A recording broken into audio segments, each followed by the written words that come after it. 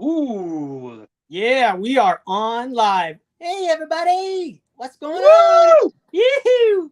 Welcome to Double D Vintage Baseball Cards. My name is Dylan, and I'm here with Pepino Man and Adam Splendid Sports. Thank you guys for being here. How do I see the comments? You guys know how to They'll do shoot that? you out the side. They'll come out on the side. Oh, they You, will automatically. Okay, we but I got think four. you have to, if you're on your phone or something, you see where it says chat? I wonder, can I go on my phone or will it make Yeah, a weird yeah. sound? I mean, you can press chat. Oh, okay, there we go. Oh, I see it now. Okay, Shane's in there. All right, so we got people in there. Perfect. Okay, so with all that said, guys, so stoked you guys are here. We're waiting for one more. We're waiting for I come with the egg. Eggman, he should be here any minute. But what we're gonna do tonight is we're gonna talk about the 1980s baseball cards and some other sets too from the 1980s. But I have a little list here. And what up, Shane? What up, Billy V? Carlisle, Hodges. Yeah, guys, thanks for joining us. We've got a few different rounds we're going to go through, and we're going to try and organize it as best we can, but we're also just going to have a good time with this. So the first round, we're going to pick our favorite sets, our favorite standard top set. Hey, Egg's in the comment. He's in the chat room. Get on here. Yeah, Lou Rock. Hey, let me see if I can give him, let's see. Hey, Lou, how do we that's how you pop. How do I give you the wrench, Lou? I can't figure out how to do that. Well, maybe I Touch their name or hold it for a while or yeah, maybe I hold it. Oh, he's in the waiting room. I don't see you. Oh, okay. Maybe check. Did he click on the wrong one? Did he click on the one that was sent earlier? I'm going to send you the link one more time. Click on the one I just sent to that text, the text chat with all of us. Eggman. Yeah, Meg, don't you work at a bank and on a computer? Yeah, John Mangini. Okay, so with that said, I'll figure out how to do hit your name. All right, let me see. Why is it impossible? Well, maybe we don't need a wrench. All right, well, I'll go without a wrench right now. I guess I can everybody behave. Everybody behave. We can delete them if not. Okay, so what we're going to do, first round, 1980s to 1989. And we're going to pick our favorite top set. So everyone's going to go around the horn and pick the best one that we want to talk about. Then we're going to do the Donruss. And then round 3 is going to do Fleer from 81 to 89. And then round 4, we're going to pick our favorite non-standard sets or cards from 1980 to 89. And this could be anything under the sun. It doesn't have to be baseball. It doesn't have to be anything. And then round 5, it's going to be our favorite sets, our least favorite sets from 1980 to 1989. And that's across the board. It's going to be Topps, Donruss, Fleer, Score, just our least favorite ones. And then, here he comes. And then the final round is our God cards. Like, what was the God card for you? I say God card in a way like the card that, for me, it's going to be a nostalgic thing. For these guys, it might be anything. What's up, Egg? Welcome to the program. Well, woo! Hey, everybody. Hey, do you want to go by Egg? Is that what we're calling you? Sure. Egg. My real name's Mike. Call me whatever you like to call me. There's just too many Mikes in the community. Okay. All right. We'll go. Well, I'm going to go with Mike because I just kind of know you as Mike. So, cool. Dude, thanks so much, Mike. I really appreciate you being here. Yeah, no, I'm freaking delighted and humbled to be with such professionals. I'm going to do it. I got all my cards out. I got all my 80s cards out. Dude, me too. My desk looks like a complete chaos mess. It's out of control. All right, Chris is in the chat too. Awesome. Thanks, guys. Ray's here. All right. All right. Well, first I want to do is what I always do. I'm not going to show all the cards from the 80s. There's just too many sets to go through. Everybody kind of has those in our brain because we know those. We know them like the back of our hands. But I want everyone to introduce themselves and go around. And because there's a lot of people that aren't going to be live on the chat and maybe have never heard of any one of us, you know. So with that said, I'll go Brady Bunch style. We'll go over to Pepino Man first. Tell us about yourself, what you collect, just anything you want to talk about, and then send it around the horn to Adam, and then over to Mike. All right. My name's Pepino Man. Well, that's my nickname only on YouTube, really. And besides outside of YouTube, nobody calls me Pepino Man. But been collecting since the early 80s. I know in 86 is when I started, when I learned from my cousin to put sets together. So from 86 till about 92, I mainly just put sets together, and I would buy individuals, and the only individual, but I would pick my top 10 players, and I would collect singles of them. Pretty much did that till forever, till like I kind of rediscovered the hobby in 2004 again, and all I wanted was vintage cards. So for the longest, I would say from about 2004 till about 2015, I mainly bought vintage. Majority was vintage, and I'd buy some modern players here and there. But then I started, this guy on YouTube, when I first started on YouTube, he had a contest of, he wanted you to show your room. And my room was my cave, my man cave at that time was just a total wreck and mess. So I said, I'm gonna put all my boxes, because my childhood boxes, all the boxes are brown. You know what I mean? Like all my new boxes are white, but my childhood boxes are all brown and ugly looking. So I said, man, I'm gonna put them in binders. So I started putting them in binders. And at that time, I remember I would use the wax paper, the paper that the cards would come in. I put them on my spine. But once I started buying vintage sets, I couldn't find the wax paper for the 58, the 69. So I started putting the cards, and everybody started giving me compliments like, "Oh, that's so awesome! Why didn't I think of that?" And so it kind of became my thing. But that's how it started, and that's what I've been doing since. So I still collect sets. I try to put sets together. That's my main thing. And I love vintage, but any card I see that I like, I buy. Oh, I love it. Thanks, Pepino. Yeah, I love it. What's with the old boxes and turn in colors? I don't understand it. Is it just the cardboard changes color over time? I never. Maybe it was the old cardboard, configuration back in the days. It's kind of like the old plastics that turn yellow. Yeah, I mean, I don't have any PSA slabs that have turned yellow yet, so that's pretty good. Well, thanks, Pepino Man, and we contrast. Childhood look at that. Yeah. Why is that? Can someone tell us why that is? I mean, it's not like they're sitting in the sun. They're boxes. They're stuffed in shelves and corners. Super weird. Well, Pepino, you're a legend. Everyone loves you. We all get entertained from you, and just so much passion for the hobby. And I hope you brought some masks tonight. You know, I was like looking for my chicken mask I used to wear on Halloween. So I was like, my wife said that my brother-in-law took it last year. So I was like, no, I need that. Well, thanks for being here. And let's go, Adam. Tell us a little about yourself, and go for it. Yeah, I'm Adam from Splendid Sports. And I just want to say it's awesome being here with Caesar and Mike. You guys, man, are just two of my favorite channels. And I was Caesar, I was watching your disco video today.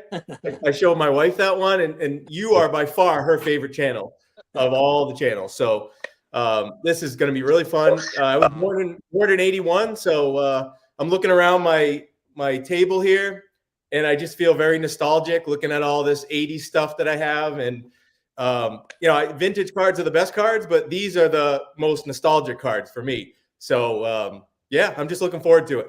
I love the 80s.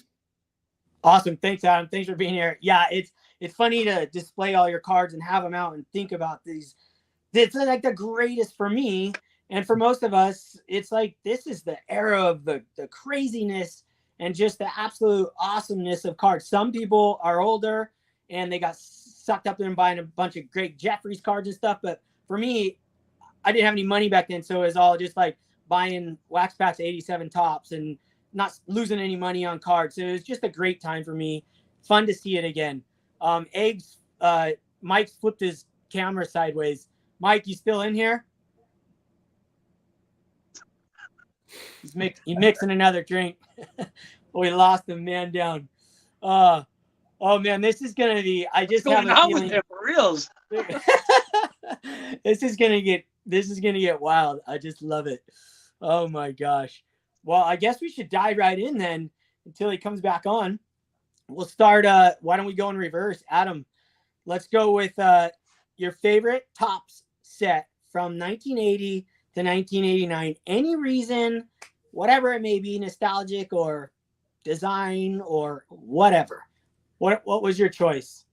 So I had to go with really the first packs I can remember opening. It might have been 86, but I think it's probably 87. So that's what I went with. I went with 87 Topps, and yeah, just classic cards. A little Will Clark action right there.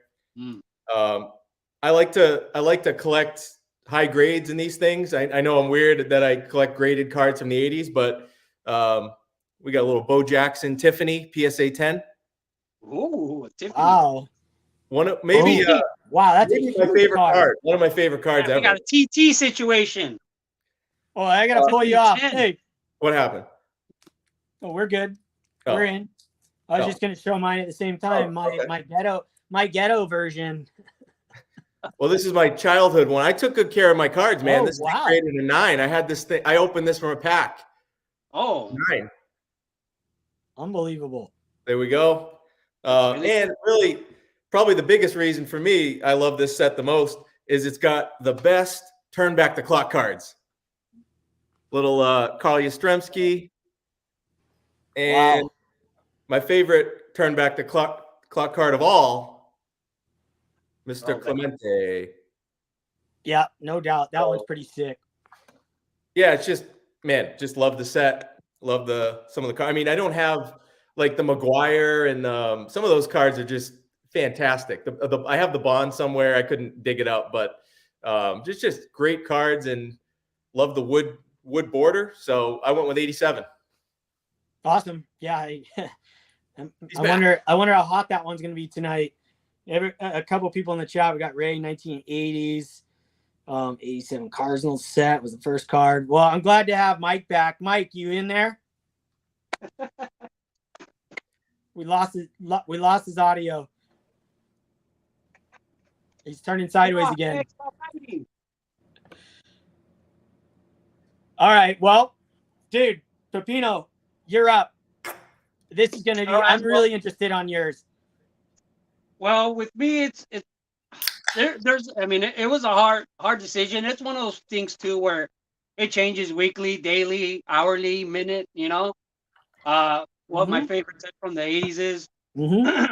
But today I was going through all my cards, and I came across the 83 Topps actually traded Darryl Strawberry, which was like my favorite card that I owned when I was a kid. So I started going just thinking about 83, and so I'm going with 83. Nice. One of the things about 83 that sticks out in my head, why I had it in my head a lot, because I remember coming when it was gonna be 93, like in 92, saying like, oh, the 93 Topps is gonna have a circle because like the 53 Topps, Mickey Mantle has a circle, the 63 Topps has a circle, the 73 Topps has a circle, the 83 Topps has a circle. I said 93 is gonna have a circle, and I was just so confident, and and then it didn't. Dude, that's crazy. I never thought of that ever. Like, so I'm pissed now. So yeah, so that's one of the things that why this sticks in my head a lot. But also it has the Tony Gwynn rookie, the Wade Boggs rookie and stuff like that. The 83 is the Darryl Strawberry's are traded, but it's also a great set. But that's what makes it so hard sometimes. Like 85, 85 Topps has a lot of good rookies too. But yeah, so I'm gonna go with 83 on this one. Awesome. Oh, there he is. Great set. I've never heard that in my life, Pepino. I never thought of that. Every year you said, I mean, why didn't you should have wrote Topps and been like, dude, you guys blew it. You had your chance once every decade. It's all you got to do. And they did it in 2003, so they just missed 93 somehow. Yeah, like they probably saw my video. Yeah. They're like, dude, and they made it happen for 2003. He puts his sets together by buying packs. That's it. So let's get this guy spending some money. They blew it. Hey, Mike, you in there? Come back to us, Mike. Oh man, I don't know what's going on. Hey, Mike, I'm worried. Mike soloed him. Didn't work. All right, well, I'll go next. Did that Chinese balloon fly over his house right now? Shut down his internet. Oh my gosh. All right, so mine's gonna be show you guys mine. So I went with nostalgic 100% all the way, and hold on, he's coming back on. Stop teasing us, Mike. Egg boy. Oh, he's on. Hold on. Oh, he's partly there. You there, Mike? That's those back pages. I recognize that thumbnail. All right. Well, I'll continue on then. So mine was full-blown nostalgic, and it was also the 87 tops. When I was a kid, my dad, when I was playing Little League, he would buy me a pack of baseball cards every time I struck somebody out. I was a pitcher. I played shortstop. I was a leadoff guy. I was pretty good at baseball, not to toot my own arm. You know, I'm like 6 years old, 7 years old, so as much tooting as I could do. But I would get like 7 of these every time after a game, and it was always 87 tops. So I had to show the pack because it just means so much to me. And then I also had to show this bad boy. This is the trifecta, the rack pack. And I bought this like 2 years ago from the card shop, Baseball Cards Plus in Huntington Beach, that I used to go to get my 87 tops packs when I was a kid. And of course, I had my favorite card of all time from 87, the Wally Joyner. And I also got another Hall of Famer and Fernando on the top. $5 for this thing. And I was just like, that's the greatest, one of the greatest purchases of my whole life. It's like my favorite. It's my favorite thing. One of my favorite things to look at on the wall. But, it changes daily, right? But then you also have this card right here. The Jose Canseco Rookie Cup. Yep. I mean, is this not one of the greatest cards ever made? That's such a great card. I mean, all the colors match perfectly. The sleeves. Just something about this card. And it was worth $3 when I was a kid, and it's worth $3 now. That's what I love about 87 tops. Pretty much all the 80s. And then the Roger Clemens All-Star card always was like huge for me. I just loved the All-Star cards, but specifically Roger Clemens for some reason. And then the turn back the clock cards, and you got the 82 tops. And this is probably how I got into vintage as well. But seeing these cards, this is Ricky Henderson's MVP year as well. So it's just an awesome card. You get 2 cards for the price of 1. Can't go wrong. So 87 tops for me. So we got two votes for 87 tops. Super stoked. Yeah, there it is. Man, Mike, so bummed. I don't know what's going on over there. Well, either way, we'll just we'll just have to move on and go back to him. That's the way he'd want it to be. Yeah, right? Oh, he's back. Mike! Well, hey, everybody. Woo! Hey! Woo! He's back. All right, Mike, it's your show right now. I wanted you to introduce yourself like no one knows you. Talk about yourself, about your cards, your collection, and then you're going to pick your favorite top set. Okay. Wow. Awesome. Well, nobody does know me. I hope I've got some time because I'm having mechanical issues left and right. I think they put Molly in the bud in Florida. Yeah, it's going to take a while for that blue pill to kick in for you. Yeah. I got a stiff throat. Anyway, my name is Mike. I do a little channel called It Cometh a Egg. It's me showing baseball cards and sports cards in general.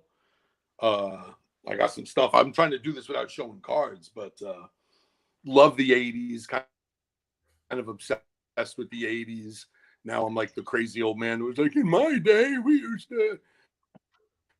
Makes sense because everybody always they're back. And for me, that was really. We're losing you, Mike. Oh, he went sideways again. He went sideways. I hate when he goes sideways. We know it's over when he goes sideways. Oh. No. Oh, we thought we had him here. No, he's back. I saw a card. Silence.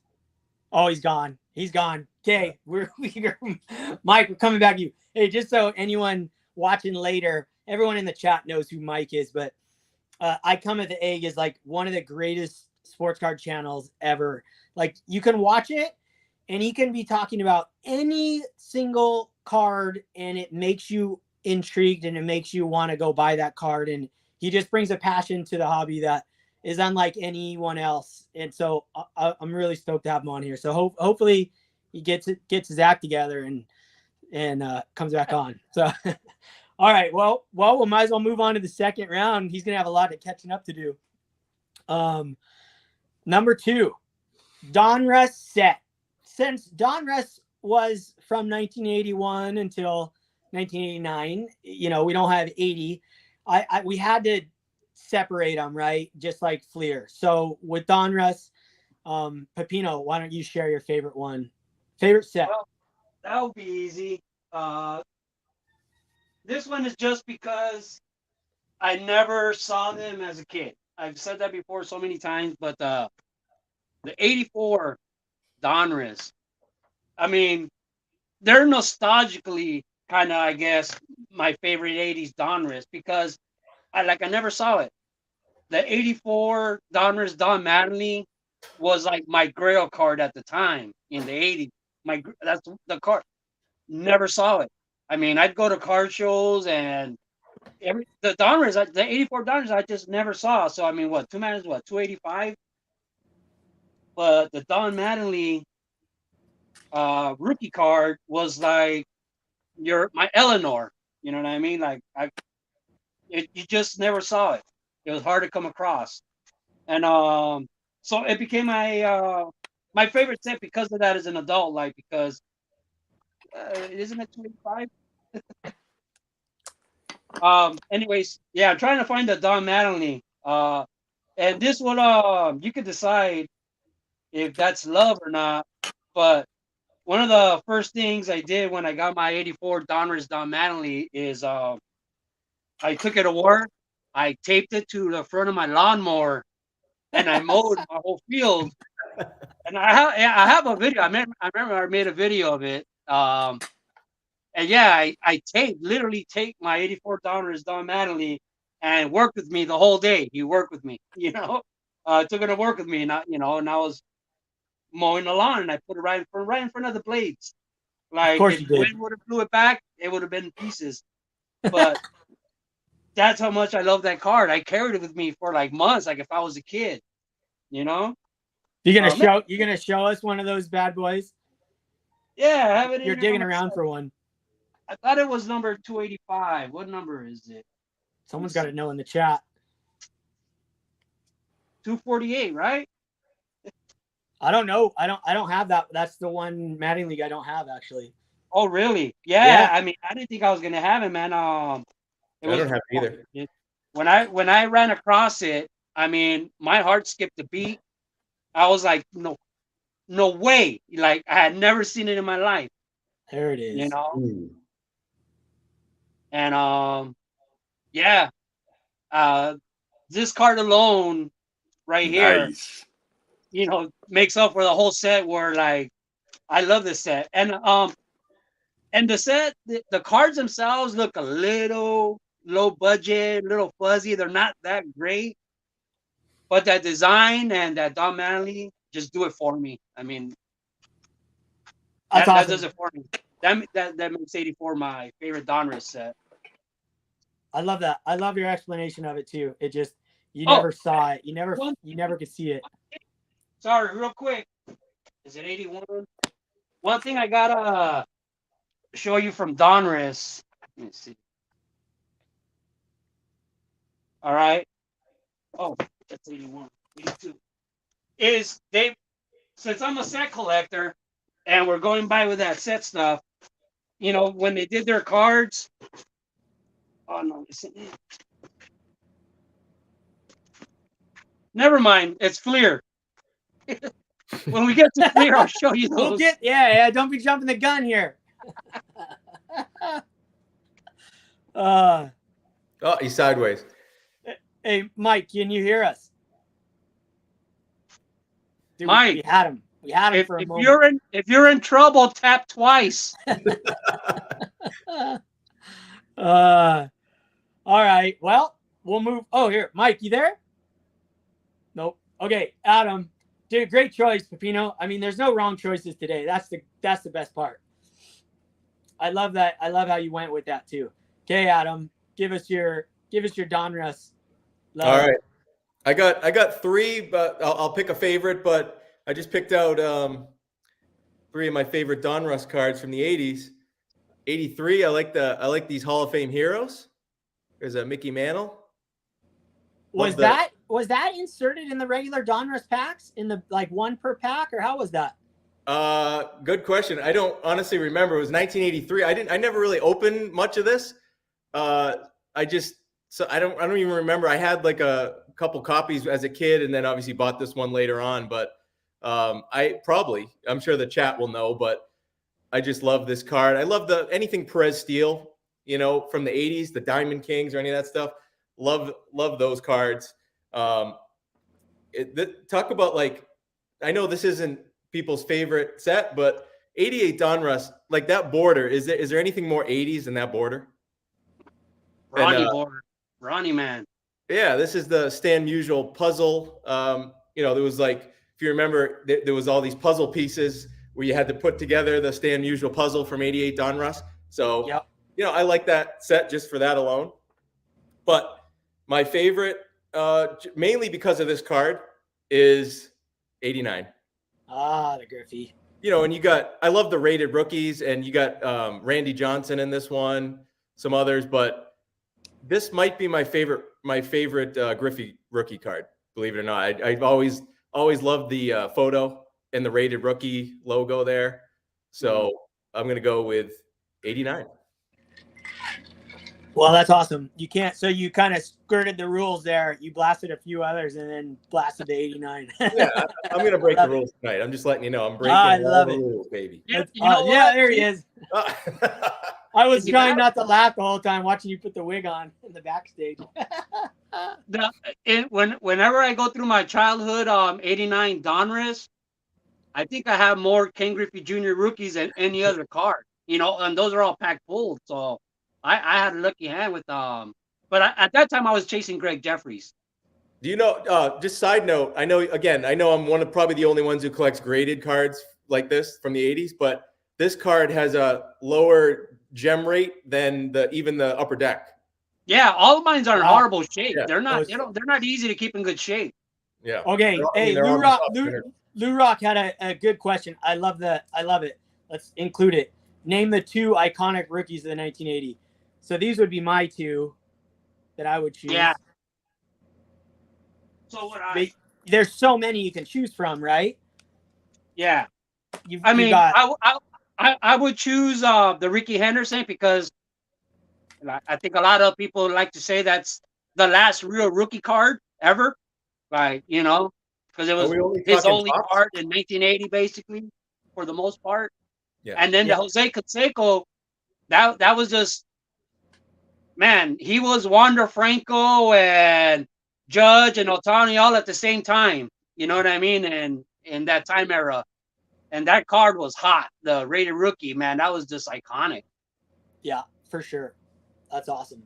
All right. Well, shoot. I guess, Mike's out. He's gonzo. All right. Well, I'm going to pop a lucky person in the chat that wants. Yeah, that's a good idea. Why don't we do that? And Mike can always join. Hey, anybody? Lou, I know you had interest. You have your cards ready? Post it on there. If you do, I can send you the link. Well, I'll go on to my my favorite Donruss set from the 1980s, and mine was the same, dude. Same thing as you, Pepino. I went full on nostalgic, meaning These are the cards that I could never find packs of when I was a kid. I just never came across them. The only ones I came across were like, I think there was a set that you could buy, but I don't even think I ever opened a pack of these. And these were like gold to me. And that is the 1987 Donruss. It's the greatest Donruss set of all time, in my opinion. I just love it. The Bo Jackson. I mean, this card's like perfect, right? This is best rookie card. Yeah. I think it's his best card, period. Even better than his score. And then you got, of course, you got Barry Bonds, second year rookie card, I guess you'd call it. And then you have this Mark McGwire, which I always loved. I loved the rated rookies. There's plenty more from that set that are just awesome, but something about this design, I loved this design on this thing. Loved 87. So good. So that's my choice for Donruss. Loved 87.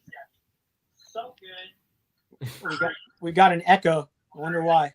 That's my choice for Donruss. You guys hear that? Did someone pop on? Nobody popped on. No. We're back. Yes. What's going on? Mike? Hello. Yes. Well, hey, everybody. Damn. Makes it fun. Oh, my God. Hey, everybody. I'm choosing 1982 Tops as my favorite set of the 80s. It's a sentimental pick, but it is what it is. Not the first packs I remember opening. I was too young for that, but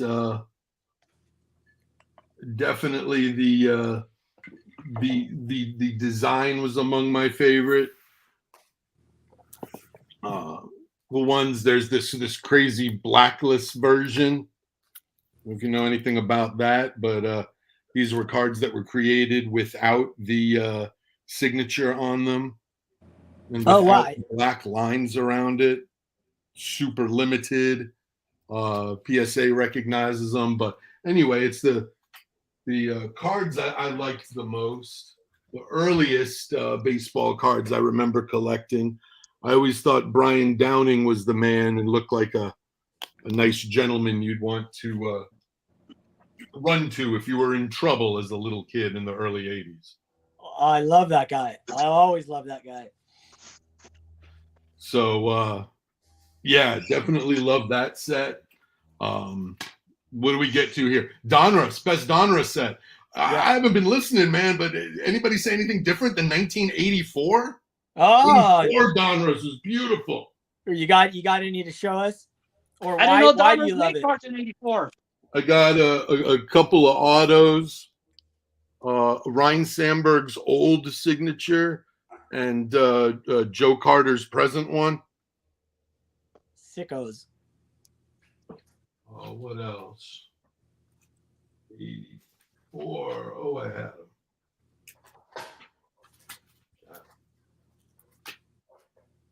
Oh, yeah, of course.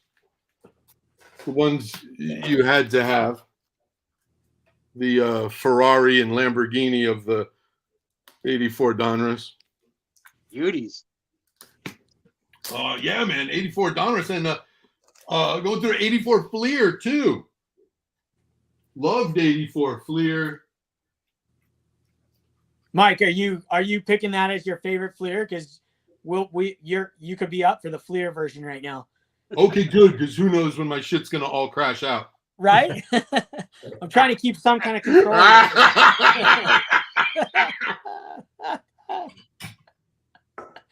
Yeah, Fleer.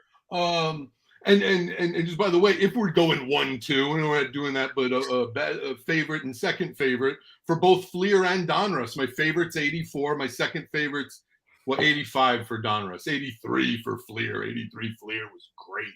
But yeah, 84 Fleer goes as my favorite Fleer. That had the Pine Tar card. Of course, Mattingly and Strawberry. Then their update version.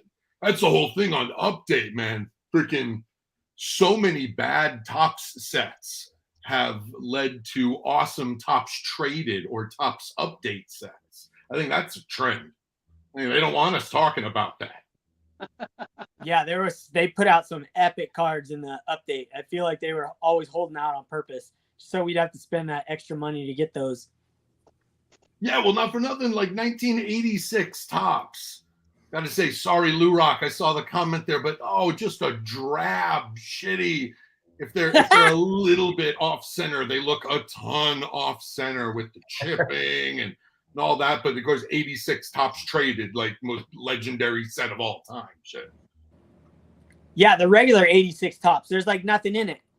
Will Clark and like Will Clarkson traded, man. Oh, he's in traded. There's nothing in Lenny 86. Dykstra, Harold Reynolds, and Cecil Fielder. Yeah, it is Related to pretty Prince classic. Fielder? Yeah, Cecil Fielder was sick. Oh, that was epic. All right, well, since you banged out the Fleer, let's Pepino. What else did I miss? No, that's it. You're ahead of the game now. We're on. Yeah. We're going on to Fleer, so it's perfect. Although special shout out to freaking. Oh, 87 nice ones. Yeah. twinsies. I'm just showing it off because it's got Lonnie Smith in the center. Freaking legendary Lonnie freaking Smith.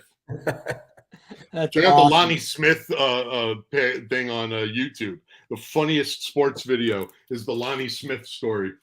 Well, I'm gonna have to look at that one for sure. That is awesome. All right, Pepino, why don't you give us your Fleer all-time set from the 80s? There's so many, just like the 90s. Yeah, but same thing as with 84 Donruss being one card kind of makes a decision for the whole thing. Same thing with this one. For whatever reason, and in 87, my favorite card, not the Cal Daniels, it was the Will Clark. Yeah.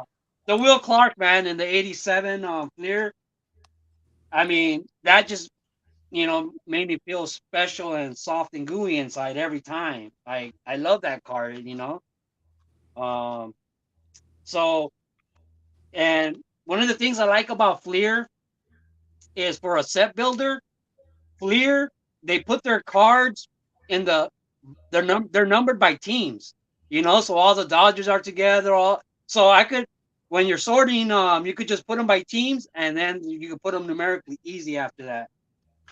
So that's one of the reasons. Oh man, my car, I don't have it in. That's here. really cool. I actually didn't know that because I can't say never. I have some sets I have put together when I was a kid, but I didn't realize in Fleer like 1 through 20 would be one team and then so on. Yeah. So you look at a page, these are in numerical order. These are all giants. Why wouldn't they do that in every set? That it makes it so awesome. It makes it so way awesome. Maybe it's the way they mix them up in the packs. To me, that's a no-brainer. Yeah. So they put them by teams and then they put them in alphabetical order also. Oh my gosh. So, dude, blowing my mind right now. Yes, so it's easy to find a player you're looking for. You know what I mean? You find this team, and then when you find this team, you can go alphabetical order. You know exactly where it should be. Dude, that's way better. I mean, I don't understand why they don't do that now. That just, I don't know that because I don't put sets together, but that's the benefit of putting sets together. You kind of learn the whole set, yeah? Yeah, ins and outs. So 87 Fleer is going to go as my favorite Fleer set, just for the 87 Will Clark. I knew you were going to pick 87 Fleer. For me, that's a nostalgic set. I never got a hold of those either. And the Will Clark was like a craze. I remember the Will Clark was awesome. He was an incredible player too. I love it. Yeah, it was awesome. All right, Adam, go for it. So speaking of Will Clark, I mean, I don't know. There was always something about this card, this strawberry coast to coast. I probably had 7,000 of them with Will Clark, but I don't know what it was about this 89 Fleer design. I know to some it's probably boring. It's just gray, but like maybe because the Billy Ripken cards in this one, I love the Griffey rookie. There's something about, I guess maybe I'm just biased towards 89 because like for me, Griffey rookie cards were like the chase. It was like, so I think all the sets from '89 are very nostalgic for me. But yeah, I mean, who had like these two guys, like as far as swings go, Will Clark and Strawberry, like two of the best swings of all time, not just the '80s, like just beautiful swings. And I don't know, I always love this card. So something like that. I'm going '89 Fleer is my favorite. And I also really, when I think of Fleer, I think of basketball cards first and foremost, actually. So I wanted to show a basketball card. I know you're Double D vintage baseball, All right. but we're going to show a little basketball Awesome. too. So there Love we go. it. It's a great set. That's All right, what I'm going with. 89. Oh yeah. And another fact about Fleer that John just brought up also is they put the order of the teams by what place they came in by wins the year before. So the first team was always like the champs. Second team was always second place. No way. Yeah, Wow. every year. That's like it's kind of a no-brainer when you hear it said like that. How on earth why don't they do that now? That's just silly. Yeah. It's like when you buy a set now, they're just completely all out of order too. They don't even put it in order. So like if you ever want to know like, oh, who won the World Series in '95? Check out the '96 Fleer. Dude, that's insane. They're way ahead of their time. They still don't do that. That's awesome. All right. Well, since Mike, you already went, I'll go with my favorite Fleer set of all time. And I'm sticking with nostalgia here. I'm sticking with not design. I'm sticking with cards that just touches you, and it just, man, whatever it is, it brings up like good feelings inside of your soul. And this card, now I'm showing two sets. First set is my second place, and then I'm going to go to my first place. I'm going to cheat on my own show. And this card right here, this is one of the very first solo cards I ever purchased on its own. Howard Johnson. I think this is his rookie card from 1983 Fleer. I love this. Mike, I think you said you love 83 Fleer. Yep. Yeah or no? Yep, absolutely. Yeah, I was thinking I might be the only one, but I love it because you got the team logo. Yeah, it's got a weird color. I don't know why, but these were like, I bought packs of these when I was a kid too. These were affordable packs, like probably like 50 cents when the other ones are like 35 cents. So I bought a few of these. So to me, these mean so much to me. And then the Reggie, just the California Angels. Look, that's Pepino's shirt right there. And wait till you guys see. This is my classic Angels right here. These cards this is a childhood card. But my favorite set from that decade is the 1986. And I got this hand signed back when I was a kid. I'm guessing back in 1986 when I was 6 years old. Maybe I was 7, but Ken Forsch, California Angels. And then you got minis in that set, which were awesome. The little mini versions. And I love mini cards. Like, I know a lot of guys don't like the minis, but I love mini cards. Maybe because I'm mini. I don't know why. I love them though. And then you also have the update set, which was awesome. And this is one of my favorite Barry Bonds rookie cards is this 86 Fleer. I absolutely love it. And then the greatest card of all time as a kid, this is the first card I had in a binder that was really worth money. And it was like $8 back then. The Eric Plunk and Jose Canseco rookie card. And I had this one in a photo binder. Remember those old photo binders that had the sticky backs to them, right? That was my first like real binder. And I put one of these in there. This isn't the same one. I have the other one up in a box. But this card, I mean, it is one of those cards that I have to always have in my eyesight. Somewhere on the wall, somewhere on my desk. It means everything to me. So it really brings back a lot of memories. So 86 Fleer for me. And Pepino is in a new mask. And I knew he wouldn't let me down. I knew it. I knew it.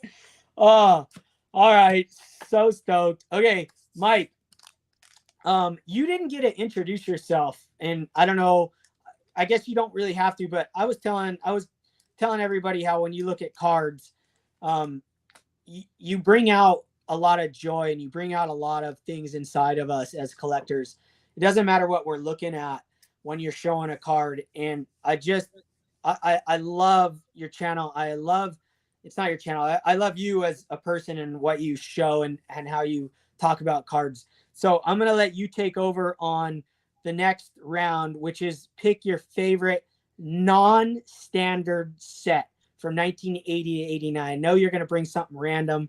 Could be anything under the sun, and you can show a couple sets, talk about them. So how about it? Well, awesome. I just hope I'm still on. We all good? You can hear me? You're good. Hear you clear as day. Good. Hey, also real quick, just because we were talking about Fleer, I got to mention, because I think Lou Rock or someone was mentioning it. Here's the Randy Johnson with the Marlboro. Ooh, smoking. Wait, show that one again. Show that one again. He's got a Marlboro. 83 Fleer. Advertisement in the back. Oh, that's what it was. Oh yeah, I remember that. Oh yeah. And then you showed I had the autographed by Corey Snyder and then Cecil Fielder. And then Jose. Love that card. Anyway, yeah, we're talking about non-traditional baseball packs and stuff, right? Yeah, anything. It doesn't have to be baseball. It could be wrestling. It could be anything under the sun. Well, you're setting me up. You know I'm going to do wrestling. Basically, 82 Tops were the first cards I ever owned, but the first packs I ever ripped were Garbage Pail Kids in 1985, Series 1, and 1985 WWF cards. Hey, Mike, did you ever have those rubber wrestling figures, or were you how? Well, I guess without asking how old you are, did you ever have those tall rubber wrestling guys? Oh, yeah, the LJN figures. Dude, those were I definitely keep Andre in the back of some videos. Okay, yeah, that's where I've seen it. Yeah, I used to have a bunch of those. Dude, but yeah, these packs were normally a quarter, and my dad smoked cigarettes. We lived in New York, so he was always at the gas station, at the convenience store, whatever. So, sometimes I would get a pack of Garbage Pail Kids. Sometimes I'd get a pack of WWF cards, and it kind of got me into cards. And then it was 87 Tops that really fueled my collecting and everything. And if we're saying it's just a baseball release, then it's still 82 Tops, but it's the 82 Tops Kmart cards. Oh yeah, the MVP series. Look at the 20th anniversary from 1982. I mean, the Tops put out a lot of cards in 82, a lot of little subset cards and things like that. You have that whole set autographed, or are you working on it?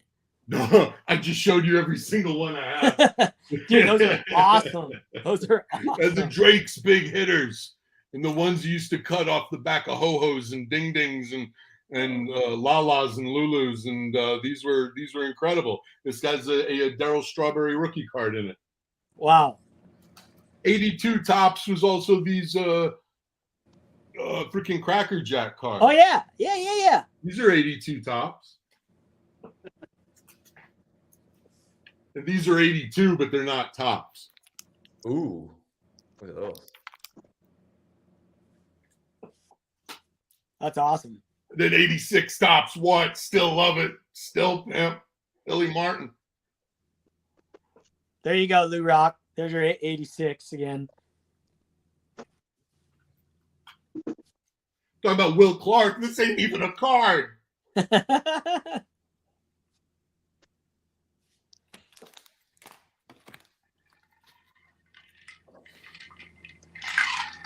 Is that all you got for us? Shout out to 89 Donruss. Oh, there we go. Lots of love for 89 Donruss.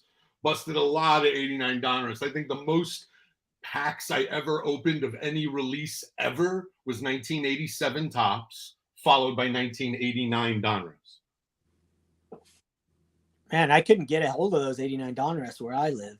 Those were like gold. Look at this little controversy on the camera, huh? One of the best postseason pitchers of all time. one of the weakest mustache games.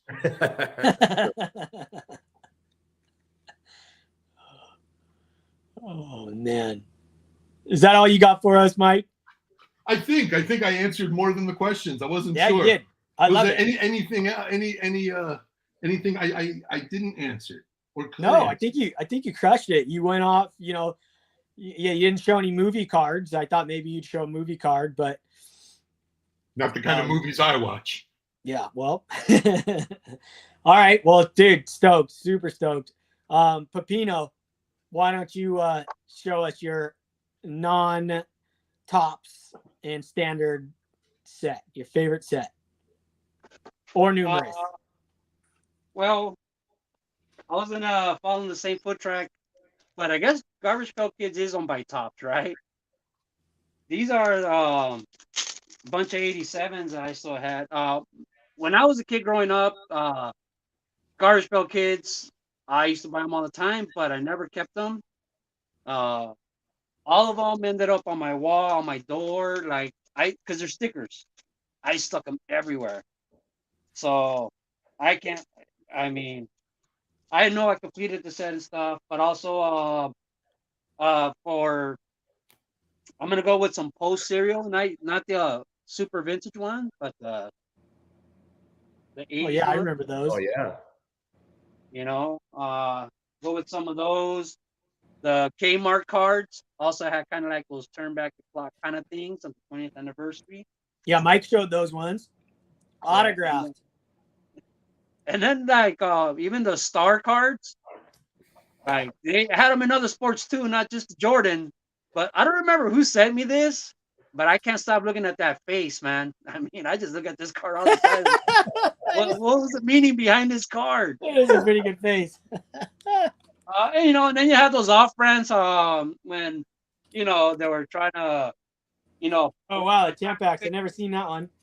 Yeah, that, you know, you had to cut them out the box. So let's spot the box. Are you the number one Tampax collector on the registry? Yes, sir. I'm the only one, I think. Jimmy Gunn said he sent that one to you. Oh, did he? Oh, it's so good. Why? Hey, you know what? What is so funny to me, you guys are like adults, because Garbage Pail Kids, it wasn't that my parents ever told me I wasn't allowed to collect those, but my friends' parents told me. I went to a private school, a Christian school growing up. I wasn't allowed, not for my parents, they didn't care, they never gave me rules, but other parents, friends, and my school we were not allowed to touch those Garbage Pail Kids. I always thought they were like the devil. So I don't have any of them. Yeah. They were pretty gnarly. Yeah. But you guys, I have you a guys are lot. adults. This is just one I happen to have on my shelf, but I have a box that says GPKs, Garbage Pail Kids. That's awesome. And they're stickers, right? Yeah, they're stickers. That's what I'm saying. All of them, almost all of them that I had as a kid, they ended up on my wall, on my door. You know, I didn't keep any of them. Yeah.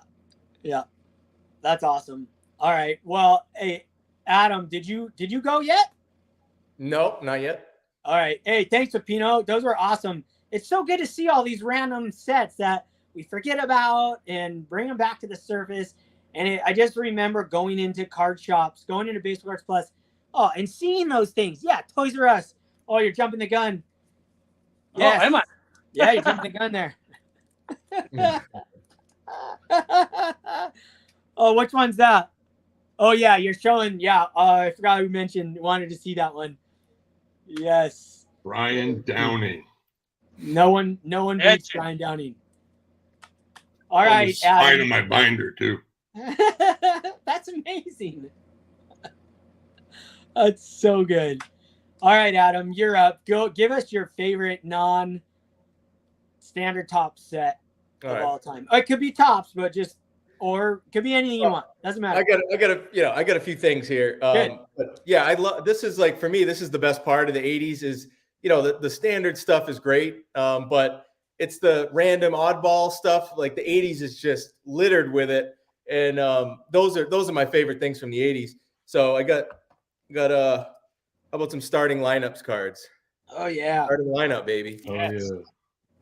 Willie Mays, Mickey Mantle, Larry Bird. These things are, look at these things. These are incredible cards. A little Charles Barkley action. I know it's basketball, but I got to Dude, show anything goes tonight. Magic Johnson. Real quick, do you have the Larry Bird card where he's playing baseball? No, I don't. No, I What? don't have that one. No. Dude, Adam, you're blowing it. That's like right up your alley. Hey, man, I got time. Look, I got time to get like that stuff. I can't get everything at once here. Jeez. All right. But you're right. That's such a great card. I got to get that. A little more Larry Bird action there. And then rookie year Larry Bird starting lineup. Wow. This Caesar, I saw you did a video about Pacific cards recently, and I love Pacific cards. And this was like, for me, I know Dylan, you call these ugly, but these have some of the best photos of baseball legends of all time. 1988 Pacific Legends. Get a little Stan the Man here autograph card. That's awesome. Look at that. Look at the photo. I want to run through just a couple of these. Look at the photos on these cards. Like, you know, a little Jackie Robinson. I mean, That's just beautiful photos. Clemente. A little Joe D. Like, for me at the time, like, I didn't see a lot of cards that had like such cool color photos like this of the legends.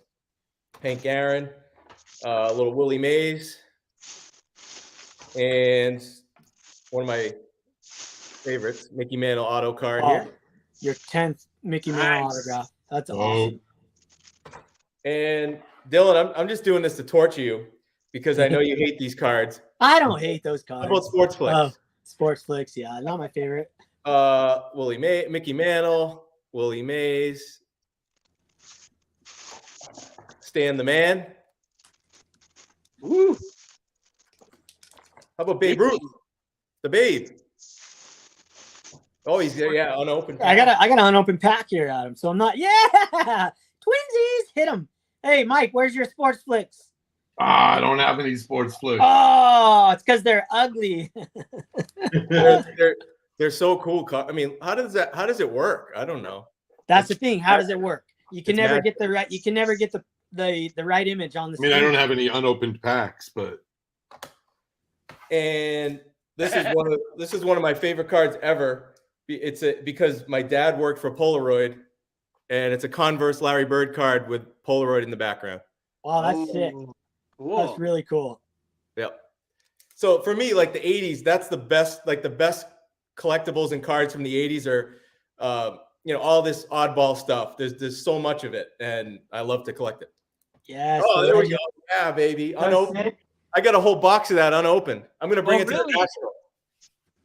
I want to No open way. one and just pull a Mickey Mantle. That would be Yeah, so baby. awesome. I'm actually telling you, pull them from a the pack? photos, Dylan, you called it an ugly silver border, but man, the photos on those cards are just top notch. Some of those photos I've never seen before. Like if you look back, of the photos they use. I don't know how Pacific got them, but they are incredible cards and very nostalgic for me. I used to go to the card shop with my dad, and he used to buy me packs of those, and those were my first cards of those guys, basically. So I love Pacific Legends. Well, Adam, ugly cards need love too, as Lou Rock would say. And they're not ugly, so that I'm just kidding with you. You know that. There's no such thing as an ugly card. They're all whatever it brings up inside of us. I just like to heckle you a little bit. But they're great for autos. I mean, you look on eBay, there's a ton of these that have like great autos on them. Yes. So it's pretty cool. I like the set. All right. Well, this is my favorite segment as well. I think we all kind of express ourselves in this segment of non-baseball or just like non-traditional sets. Because like Adam said, and they just came out with so much glorious stuff, and there was so much stuff to collect in the 80s as a kid, and it was all inexpensive. And my grandma would always go to Walmart and buy stuff. There's a starting lineup. And by the way, high grade, yes, I do have those. I didn't bring them with me, but the high grades are awesome. Which ones are I might The be green showing. ones. They're green. The green one. Oh yeah, the full green ones. Okay, well I'm gonna show a version of the high grades in a second. Or orange. I think some of them are orange. Yeah. I have some of those over here, but all right. Well, so for mine, it's just too much good stuff, right? So first and foremost, the Toys R Us sets for me were just awesome. The little box sets. I'm sure Pepino Man's got one handy. Just outstanding sets they would come out with. All the greatest players, and they were really glossy, like the glossiest cards you could get in the 80s were from Toys R Us. They were super shiny, super glossy. And then I'm a huge movie card collector guy. I love them. And The Goonies from 1985 was one of the greatest movies in the world. I don't know when the movie came out, but this is an 85 card, so probably around then. And then of course you got the pirate ship scene, where the girl jumps out, and then her dress flies up, and you're like, yay, underwear. And then cat cards, you guys know I'm a freak. I have a whole collection of cat cards. I mean, how can you not go wrong? A cat playing guitar. These are stickers. You got a cat gambling. I mean, how sick is that? Are you kidding me? I mean, how cool is that? Silly cat. They don't know the concept of money. I know. I gotta get me meow. Oh, I got doubles. So anybody really wants a cat card, I'll send you one. And then you got a combo cat card. What's not to love about these? You don't have any of those autographed? I wish I had these autographed. I actually got these. I collected these as a kid, but I found this stack at my sister's house. I think 2 years ago. I was going through her attic, and she had all her cards up there she collected, and she had a stack of these, which I have as well up in a box, but she had her stack, and I was so stoked. And you can make a puzzle because you need to make a cat puzzle on the back, right? Cat cards were like my favorites. And then the high grades, these were my favorites. The Baseball Immortals. Oh, yeah, baby. And so I got Joe DiMaggio's auto here. Wow. These were like, to me, these were gold. I mean, everything, to me, these were as close as I was going to ever get to vintage. When I was a kid, I thought these were worth a fortune. Of course, these are autographed, but the non-autographed versions as well. As a kid, they were like my pride and joy. First thing I would ever show people, like, look at this, Mom, look at this, Dad, look at this Babe Ruth card I have, look at this. It's just an awesome set, and it reminds me a lot of the 75 tops, which I was a huge fan of, am a huge fan of. You can't go wrong. And the man. Yeah, so those are my favorites from that era that I could pull out. Yeah, those are dope. Yeah, I mean, now obviously the cat cards are the best cards you've seen tonight, but Of course. all right, Without well, question. what's that? Without question, exactly. All right, next one. This is the grand finale. Oh no, it isn't. We got two more. Thank God, because I'm like, dude, it's too early to. I'm not ready to go yet. I'm not ready to go. I got more drinks. I'm ready to keep going. Next one is our least favorite sets from the 80s. You could bring up as many as you want, doesn't matter, but your least favorite sets. So, Mike, why don't you go first and give us a little talk about each of them? Okay, cool. Everything good? You can still hear me? I'm okay? Yeah, you're solid. Okay, cool, great. I'm always going to be worried about that. All right. Least favorite sets. Just number one in Topps, Donruss, and Fleer, and just 80s, right? Because we all know that's kind of where we. A 91 Fleer and 92 Fleer are the ugliest baseball card sets ever made. Provisions, all right, they're cool, but 91, 92 Fleer sucks so bad. But let me think. For Topps, we're looking at the 80s. It was tough. I think they did really good all through those years. But 1988, I feel like 1988 Topps, especially after such an iconic, historic, a hugely loved 1987, to come out with 1988 Topps and there's not really a chase. I mean, I know you got Tom Glavine rookie card in there. Again, only made better because of Topps Traded and USA cards coming back that hadn't been around since the '85 McGuire days. Yeah, those USA 88 ones. Topps is it's lazy, it's boring, it's I don't like the all stars. They're an eyesore, and the Hulk Hogan colors, and the award winners are just too red. Seems real basic. Also, I think I just have like a chip on my shoulder because like my parents bought me a complete set of 88 Topps. My uncle bought me a complete set of 88 Topps. My grandpa bought me a complete set of 88 Topps. So I always thought, like, man, I just got to hold on to these long enough, 30, 40, 50 years. And these are going to, pay my way into the nursing home. But, it is what it is. I think 88 Topps was their laziest of the 80s. And I think 88 was also Donruss's worst. I don't know if it's just a bad association I have with it, but I think 88 Donruss is one of the most butt ugly cards out there. Way worse than Sorry, Adam. Way worse. That was my favorite, so I'm really hurt right now. But that's okay. Sorry. Or one of my favorites. I guess I might like white borders because any card where they rely on one color too much. I know I'm going to step on Pepino's toes, but 87 Fleer, 2 blue. 88 Donruss, 2 blue. 1990 Donruss, 2 red. 91 and 92 Fleer, 2 yellow.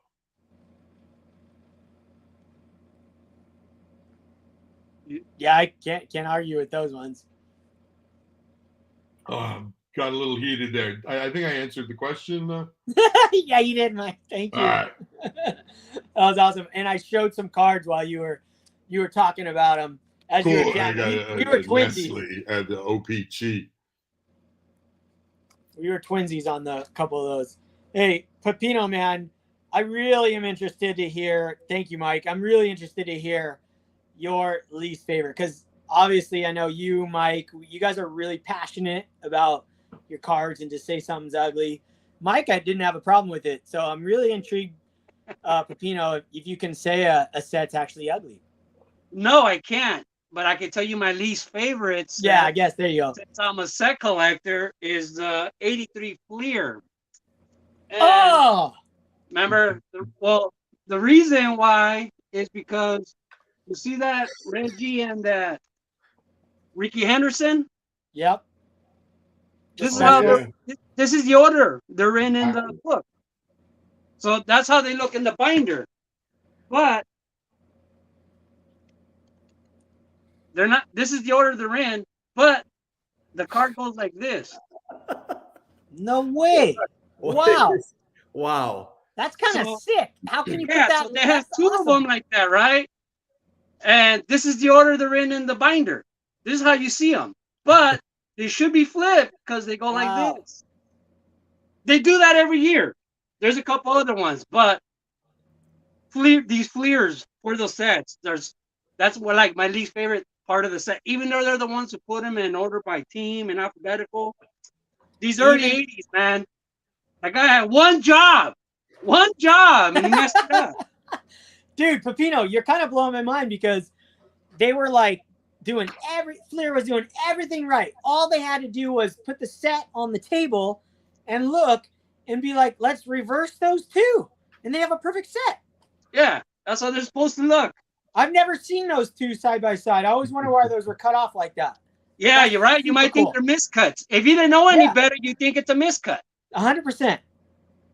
Both of these. If you saw these, you think it's a miscut eye and sell it for 5 cents. Yeah, I had no idea that was supposed to be like that. That's awesome. So I don't think they're ugly. Because all cards are beautiful, but these are my least favorite sets.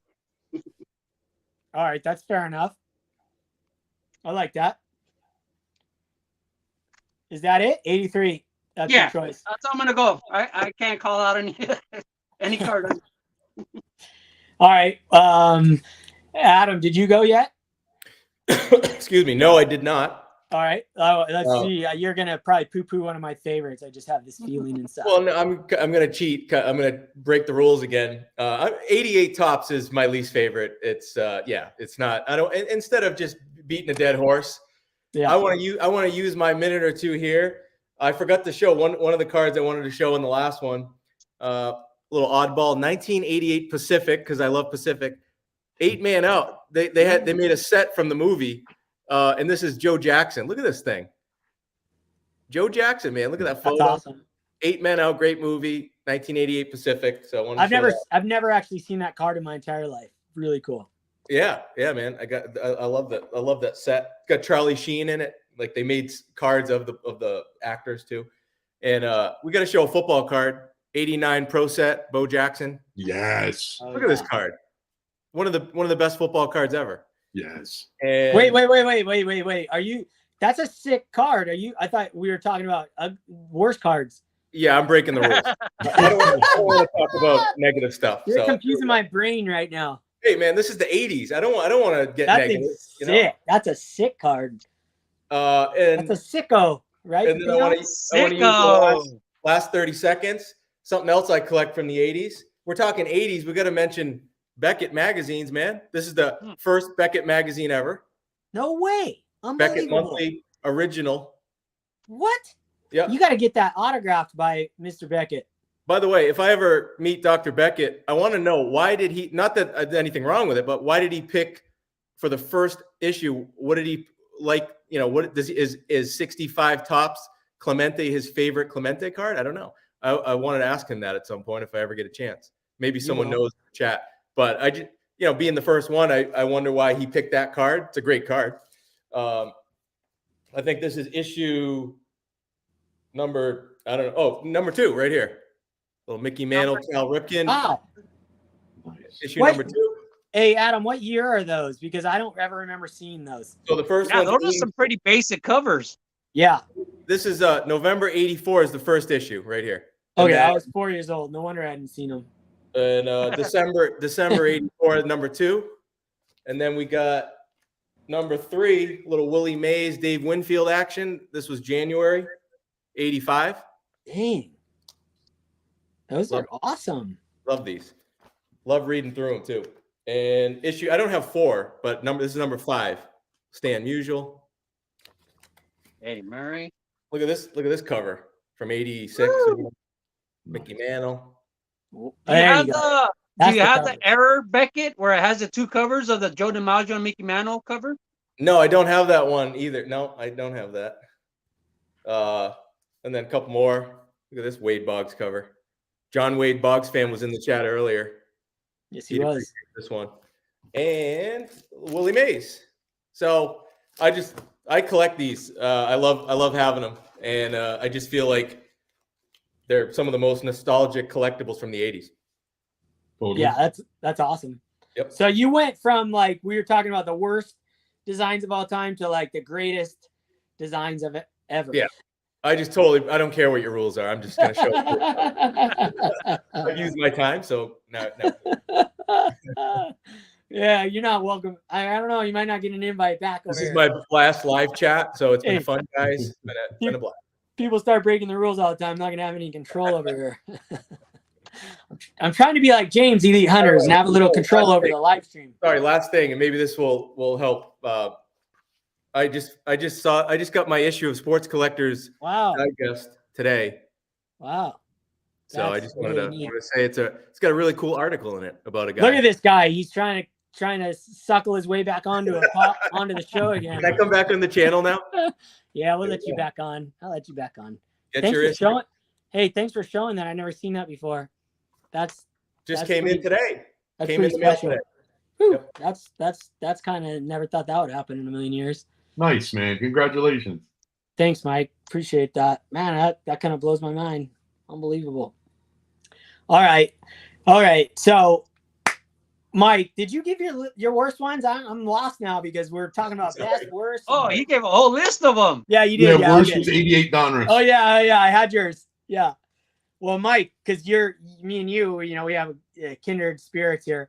I also included the worst 88 Donruss, 88 tops. I don't know what the heck's going on.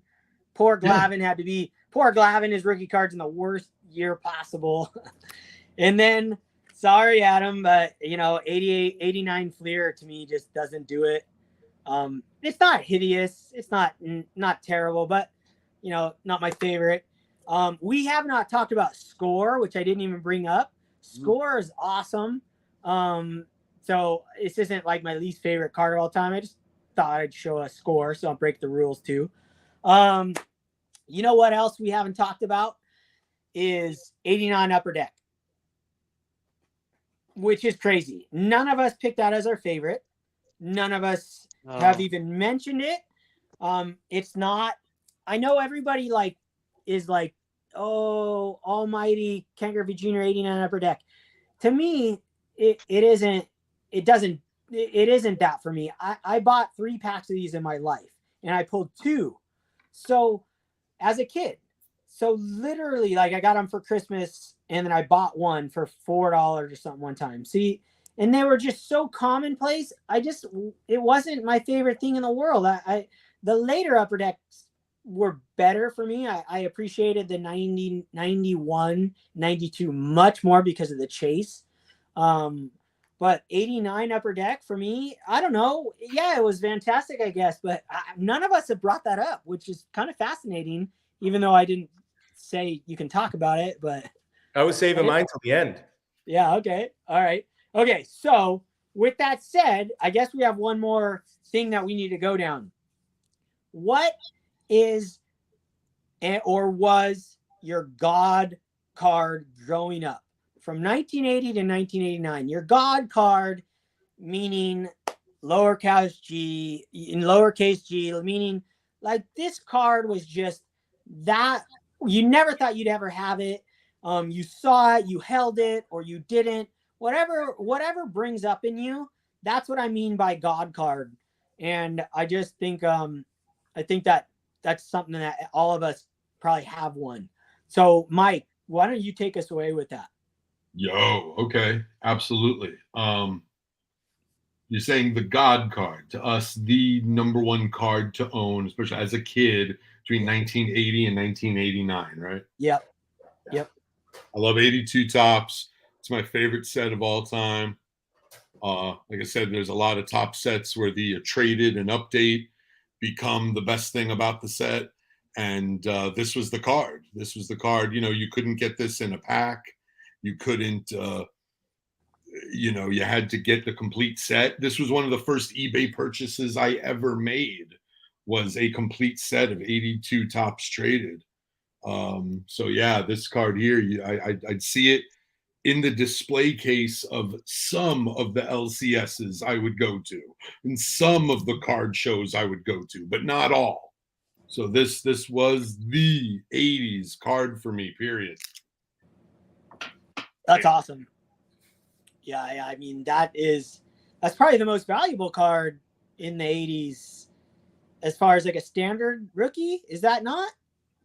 Oh yeah, I was thinking about it. I mean, at least when we were all growing up, I mean, that card was worth more than a Ricky Henderson rookie or an 89 Griffey or Wade Boggs, Ryan Sandberg, Don Mattingly rookie. I mean, maybe 86 Fleer or 86 Donruss Canseco. Maybe that was up there for a couple months. There. Yep. Yeah. Yep. 89. By the way, shout out Adam. 89 Pro Set and 89 Score set the bar. That's the high watermark for football cards. Yep. Well, that's you can't go wrong with that. No, I feel like the 82 Cal Ripken was that still might be the highest valued card, ungraded. Maybe that and the Ricky Henderson, maybe an 84 update like Fleer Clemens or something. I don't know. They're all kind of real close in that $100 range, ungraded, maybe a little more actually. Probably more expensive than the Ricky. All right, guys, a good choice. Can't go wrong there. Thank you. All right, Pepino, man. What's your God card? My God card was this Darryl Strawberry rookie. All right. That's one of those cars that I wanted all my whole time growing up, but I was, I was a kid without a job, no allowance, in the '80s, so I could never afford the car. And it wasn't until I got like my first job and my first real paycheck and stuff, like working as a student worker, uh, that I was able to get the strawberry. And I remember it was $80, and that was like a lot, a lot of money back then, for me at least. $80. So I got it while I was still in high school, but it was already like the end of the '80s, and yeah, that card meant everything to me. When I was in Little League, I used to copy Daryl Strawberry's swing, and he used to hold his bat straight up like a tower. You know what I mean? He was a tower of power, and every coach hated me. Like hated me. Always told me, "Don't stop doing that. Stop doing that." Because it was hard to swing. The way he had his bat way up in the air, it's such a long swing. You know what I mean? And coaches were so anti that. They believe in a short swing. So I always got crap for that. But yeah, man. I'm gonna go with the '83 tops traded Daryl Strawberry. I mean, I wanted that card forever, and I just couldn't afford it. It was the card that I had to have back then. I mean, you could almost put the '84 Donruss Don Mattingly on that list, but I just never saw that card. At least the Daryl Strawberry was something I would see at a show. I was like, I want that so bad, and I couldn't have it. And then that was my card in the '80s. My favorite card of the '80s. Period. I mean, if you evolve in the hobby, new stuff happens. But yeah, during the '80s, that was my hit card.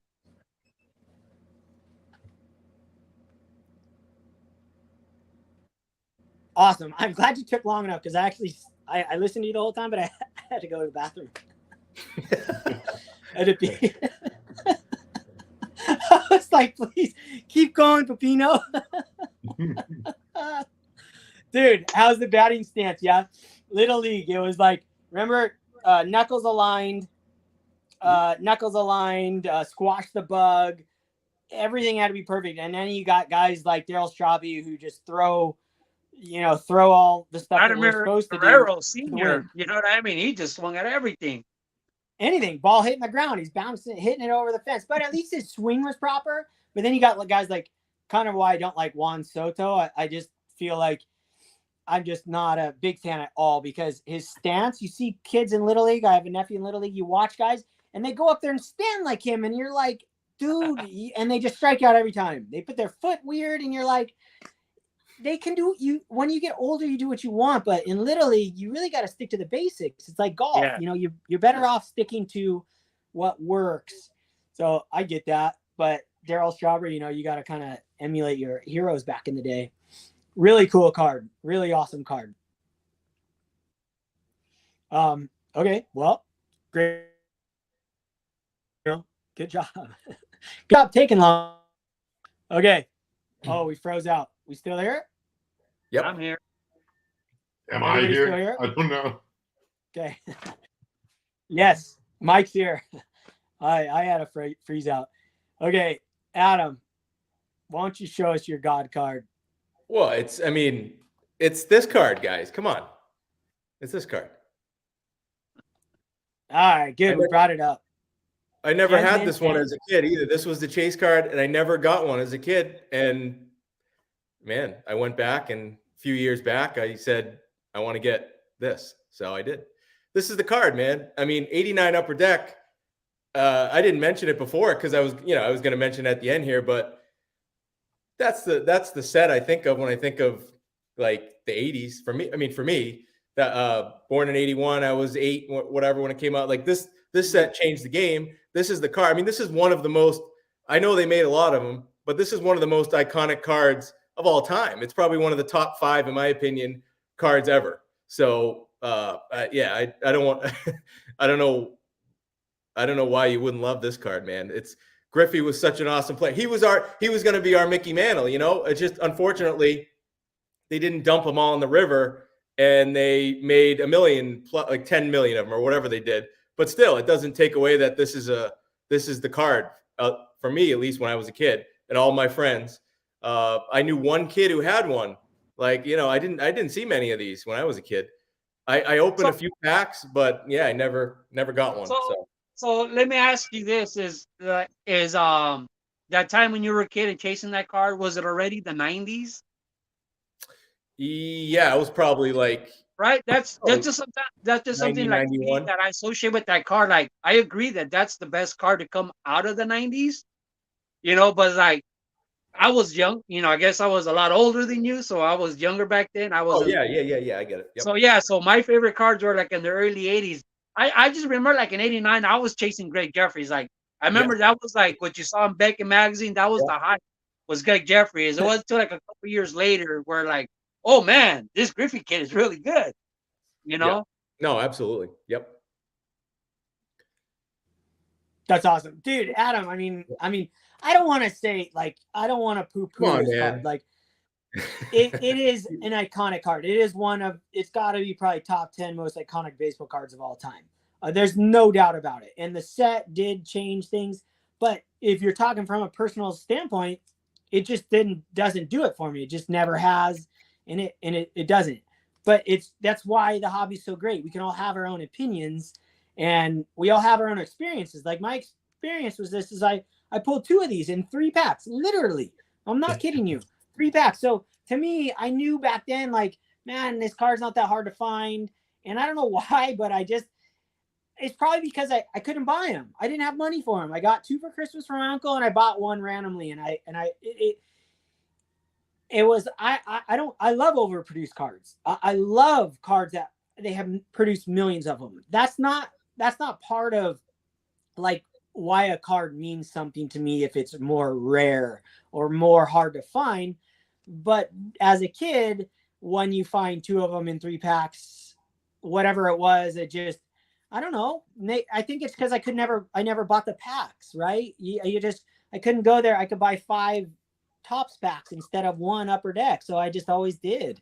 That's probably why that means less to me than other things, but it needed to be said. And I'm glad that you brought that up because I think most people would agree with you. So good choice. Can't argue with you. And they're easy to get. It's awesome. So everybody can afford Well, I don't know. them. My nephew he opened a box of 89 Upper Deck and he only got 1 out of the whole box. So I think you're just lucky, man. Insane. I You're got lucky. Yes, so. Yeah, my friends I used to remember call me Mr. Lucky. I watched a lot of videos of people breaking a whole box of like the '86 Donruss, and like nobody out of like the 5 videos pulled a Jose Canseco red rookie. Nobody. Right.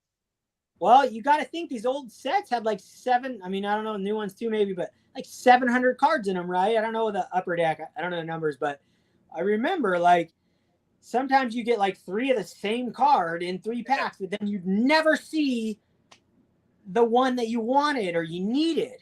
You just never see it. It's so weird, right? Oh yeah, definitely correlated. Some kind of correlation. Just the way Yeah. they're cut off Yeah, a sheet, they fall in order and they come out in order.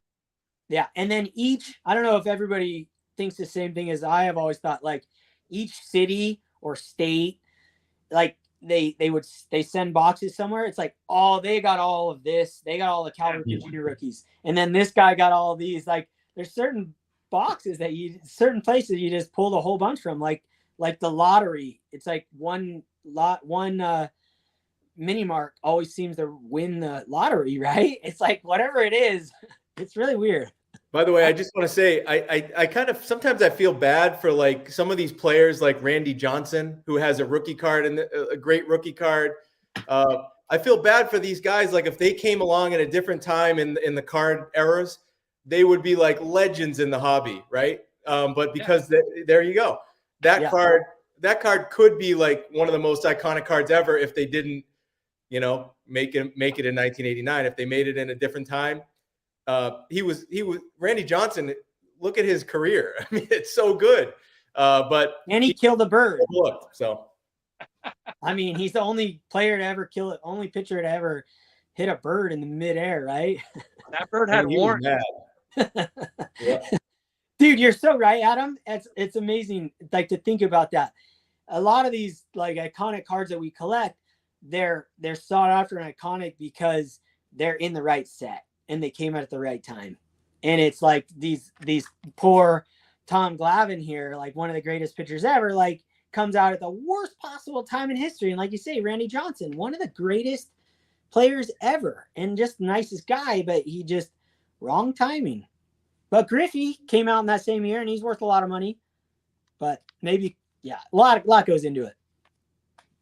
All right. Well, Mike, did you share your favorite God card? I can't remember. Oh yeah, Ripken 82 tops. Oh yeah, traded. Ripken 82 tops traded. Yes.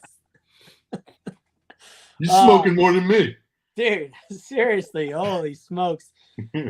Anybody I don't want to end it yet. I don't know if you guys I'm not ready to end it yet. So if any of you guys in the chat, you guys have any questions for any of us, look at Pepino, he's all sweaty.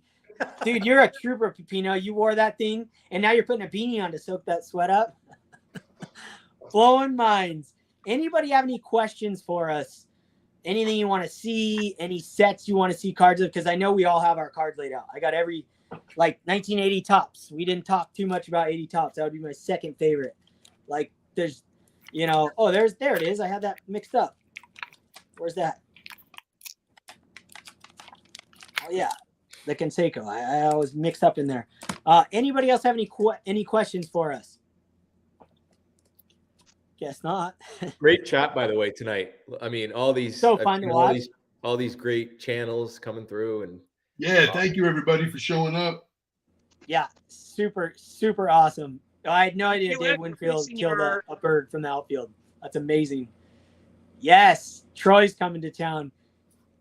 Is that Troy? Oh, is it He-Man or that looks like a He-Man sword? There's the 85. That's amazing. All right, here we go. Here's a question from the card hobbyist. Which player did you seem to get in every pack that you did not want? For me, it was Steve Bichelle. Great question, because me and my friend, when we went through a huge buying packs and opening up, there's always a guy like Melvin Mora was our guy, or Jim Elliott. We're like, oh, you just got Jim Ellioted. What card was that? What player was that for you? Pepino, Mike, you guys have any guys like that? You go first, brother. No, not really. Not in the 80s. Are we talking like just the 80s? Whatever at this point. Like I remember like I think in 2020 or 19, it was that dude that autograph of that dude was something Rowdy. Rowdy Tellez. Rowdy Tellez, dude. Like it wasn't just me pulling it up. See, like I would buy a couple of blasters and I'd always get an autograph of him. And I had like 3 of them, but it wasn't just me. I'd watch other people, and everybody on YouTube was pulling Rowdy Tellez autographs. Everybody. That's awesome. Yeah, right. You don't know. They ship them all to your era. Man, I want to go rip a shirt off and put another shirt on. Just like, I'm so pissed I didn't bring some wardrobes. Dang it! I blew it. All right. Any other thoughts on that one? I'm gonna say Greg Gagne. I used to get a ton of Greg Gagne cards. Greg Gagne. What set was that from? Oh man, I don't know. 88 tops probably or something. I feel like I got a ton of Greg Gagne cards, and yeah. Oh yeah, I remember one. Brett Saberhagen from 87 tops. Yeah. I got like a million Brett Saberhagens. He was a great pitcher too. It was sick. It was a Future Stars card, I think. I was just like, I had like 100 of them. For me, the guy I've pulled most all time, not just the 80s, is Nick Swisher. There were so many times I bought a product where you were guaranteed an auto or a game used, and so many times I got Nick Swisher. And he was always with Oakland, and I just kept him. I never really found a Nick Swisher collector, and then eventually he became a Yankee, so they became PC anyway. But 80s, Dave freaking Magadan. Oh yeah. Oh yeah, Dave Magadan. Yeah. Oh, that was a sick one. I totally can picture that card, a certain card in my head. Oh my! He was a future star. Yeah, it was 87 Future Stars, right? No, I'm talking right now. I still say his career isn't all written yet. You'll see. So good. Okay. Oh, if we have no more questions, any of you guys? Oh, here we got another question from Carlisle, the battery. Who's the guy you pulled back in the day you were excited about, but he turned out to be a dud? Well, yeah, that's a good question. Good question. Todd Van Poppel, Greg Jeffries, Todd Zeal. Todd Zeal. Yep. Ben McDonald. Yeah, Ben McDonald. Yeah, Ben McDonald. Oh, that son of a. That's a deep cut. You know, Brian, like in '88, Ellis Burks, Matt Noakes, Mike Greenwell. You know, there's a bunch of people that are supposed to be super hot. Chris Sabo. You know, Chris Sabo with the Chris glasses. Sabo. Yeah, over here getting caught using cork bats. Wait, Chris Sabo. God, you guys, what happened to Chris Sabo? He was like my favorite because he had the huge. He played for a long glasses. time. No, he actually played for a long time. Unbelievable. He just didn't turn out to be what he was, what he was hyped up to be. Dude, he had bifocals. He wore bifocals in the field. It blew my mind. I was like, oh, those are can't good. even see. Kevin Moss, great one. Kevin Moss. Kevin Moss, yeah. Oh, wow. Phil Plantier, man, Red Sox. Phil Plantier Used to act like he was taking a dump with his batting stance. Stand like this, like way low. Oh, wow, yeah. Brian Taylor, I remember his minor league upper deck hologram card. I still have it in a huge screw down case. 92, I think, or it was a minor league upper deck card. So hey, sick. trivia question. Brian Taylor, 1992 Topps Gold autograph. Is that the first card Topps ever produced and distributed already autographed? 92? If that's a question, I'm going to say yes. That's about right to me. I'm going to say yes. I think it is. Because 93, I have the Barry Bonds autograph they came out with. The I guess it was a promo card or whatever you call those things. But I think 90, yeah, that makes sense. Anyone else think so? Yep. Makes sense to me. All right. Well, the votes have it. It passes. Boom. It's official. Okay. Dude, there's got to be some more. Anything else? Any other funny things we can talk about? Besides the Pepino Man's sword. It's pretty shiny. Look at that. It's so shiny. It's so shiny. Oh, hey, one other thing on Sports Flicks, to set the record, at least for my opinion on Sports Flicks. I freaking loved Sports Flicks so much. But the problem was, I think the packs might have been a little more expensive than your standard. Yeah, they were. Yeah, they were. And you only got like 3 of them, right? The thing I couldn't look past was that you got less cards. Yeah. There's so many fewer cards in Sports Flicks 80s packs than like Topps and Fleer and stuff. So I never ever went for them, but I had a few packs I opened as a kid, but freaking loved Sports Flicks. Only thing I liked about Sport Flicks is when you run your fingernail across them and they make that sound. But I just couldn't focus on one photo because they weren't. That's my problem with them. Well, they're not great display cards either, right? Because exactly because you don't know what you're looking at. Right. But they're really fun. They're really fun to go like that with. True, that was the thing. But I display cards now. In 1985, 86, 87, they were like in the bottom of my toy box. Right. So yeah, I love those cards along with the Star Wars cards that my older cousin gifted to me in the 80s that were from the late 70s, early 80s. That's a great point, Mike, that we should talk about.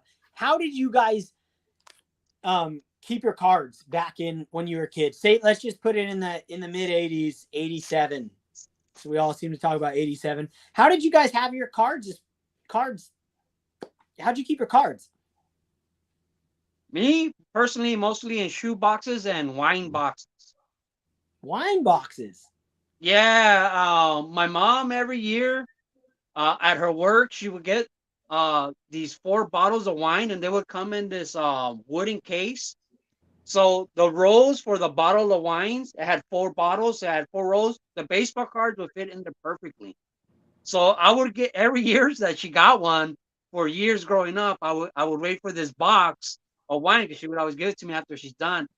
And it was fancy because it was a box made out of wood. It was perfect size for baseball cards, 4 rows. It already had like a nice handle on it, and it had locks. You know what I mean? So Dude, that's it was insane. pretty You're like fancy for deluxe. the time. Mike, what about you? For me, like my first exposure to cards were the 82 tops that my aunt gave me when I was like an infant. So those were literally in the bottom of my toy box. They were toys. I wasn't a baseball card collector. They were just some things that I owned. I didn't open a single pack of 83, 84, or 85 tops. Maybe 1 or 2 packs of 86, and then 87. So yeah, it was shoe boxes back in the day, and probably still now. If you get the Velveeta cheese log, the cardboard thing that pulls out the bottom of that is perfect size for cards. Used a bunch of those, but it wasn't until like 89 or 90 that I really started like getting pages and binders and top loaders and stuff like that. I don't remember it back then, but it was the Velveeta cheese thing and my mom's empty shoe boxes. Dude, that's insane. Yeah, I don't remember like when cases came out either or anything like that. The Velveeta cheese boxes, that's a good idea. I was Adam, do you remember how you collected yours? Yeah, I mean, so yeah, shoe boxes, and then same thing as Mike. Basically, yeah, probably around like early '90s, I would do like player binder sheets, where I would have all my Ricky Hendersons, and then Canseco's and McGuire's. So yeah, same idea. Yep. All right. Yeah, I was a cigar box guy. I had a cigar box with rubber bands wrapped around, and that's how I always kept mine until the photo albums came out. Till my mom got me a photo album, and I started sticking them in the photo albums. Pepino, man. What are those things called? Those little plastic cases that they have like little. You clip them together, like they're like pretty small. They probably hold like 30 cards. You put them in, and they snap together. It's got like 2 little buttons or whatever. Yeah, I had a bunch of those. I don't know what those are called. Those are like the worst because they always ding. Yes. You always pinch the card, and they were round too. Still have those, and they always open. Yep. Jewel cases. Yes, that's great. Yep. Yeah, those were the worst. Those are PSA 5 makers right there. Yeah. Okay, we got to keep this going. Best toy, greatest toy you ever had in the 1980s. Greatest toy you remember. Like, dude, you gotta remember a toy from the 1980s. I know we're going off base here, but I always just wanted to know this, especially with Pepino Man and Mike on here. Like, there's like the little muscles guys, and there's spinjas, and there's all kinds of cool stuff. And you guys have any deep remember any of those? Optimus Prime. Sure. I'll go first. Yeah, go. Yeah, one of the greatest toys I think that I had. I don't know if I told you this before, but I think I actually like stole. Yeah, I remember. Yeah, those Star Wars ones, because they were real metal. They were real expensive toys, So I was able to just throw those out my friend's window and collect them on my way home.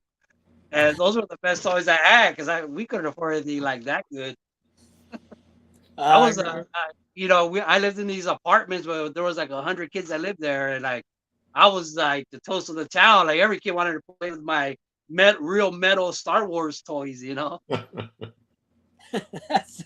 remember when you told that story, I was laughing. I had a neighbor, his name was Memi, and I remember, like, because I lived wall to wall to him, and he had a backyard, and I go over there, and the toys that you were mentioning were all the toys that we were always playing with in that. And I could just picture myself like throwing them out his window. I never did this, but throwing them out his window and then jumping over my window to like grab them.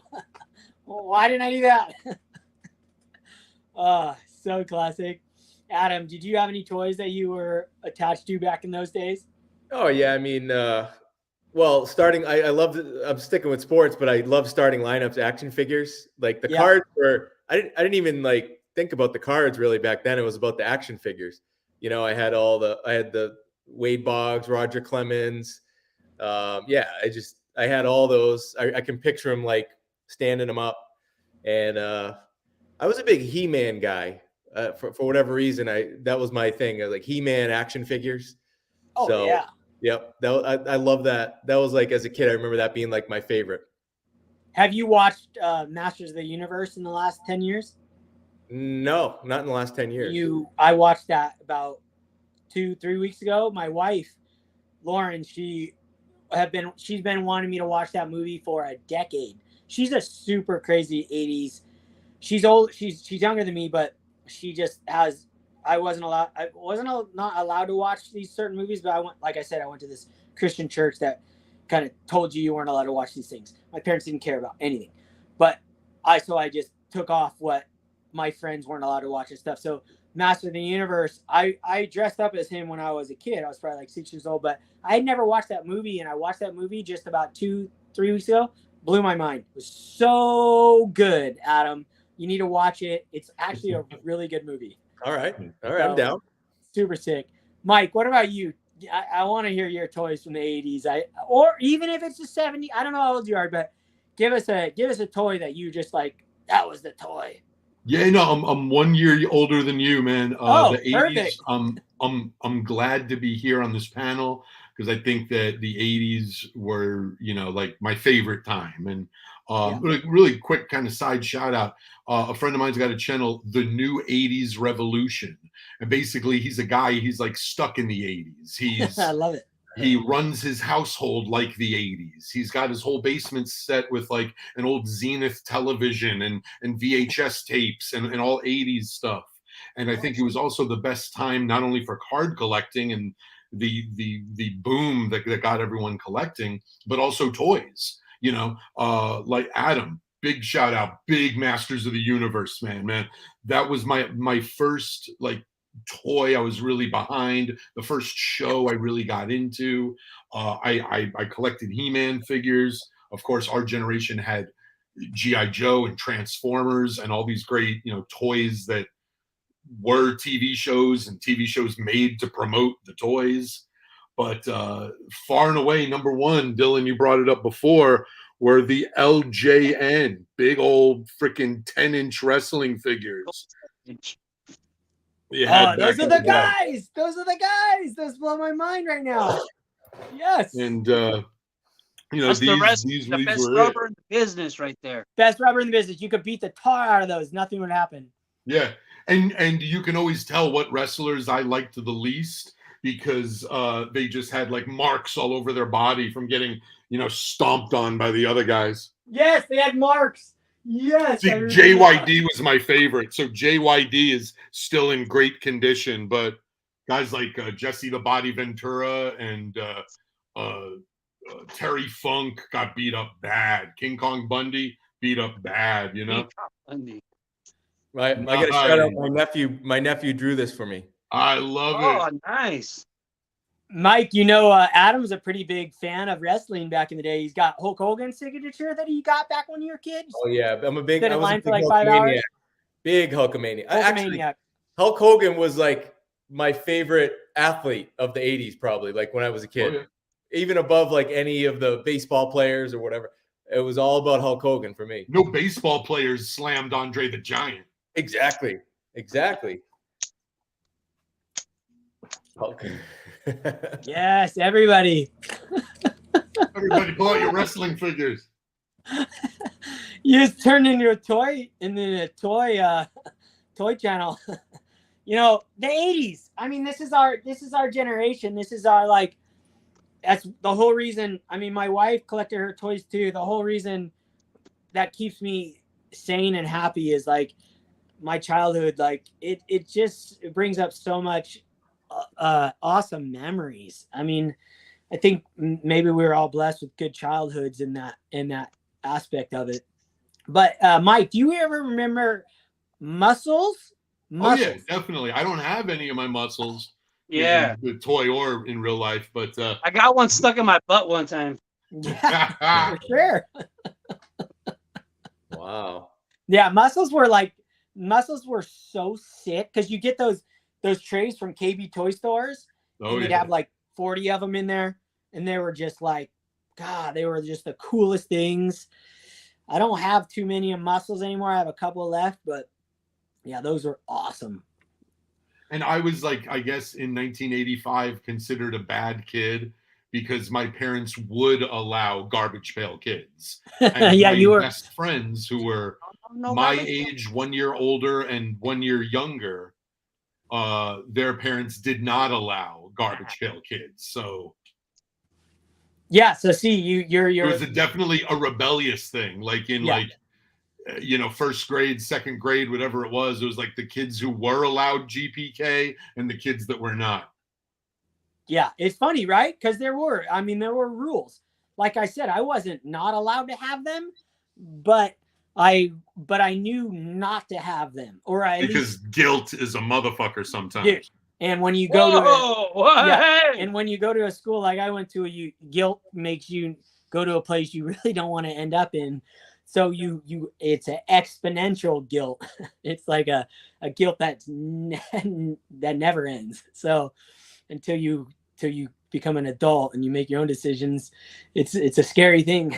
So garbage pail kids were very scary. Oh, We got so a great. GoBots mentioned in the chat by the card. Oh hobby. yeah, the That was my- GoBots. Oh, I didn't see that. I missed that Love one. Go- I wasn't a big Transformers guy, but GoBots was my thing.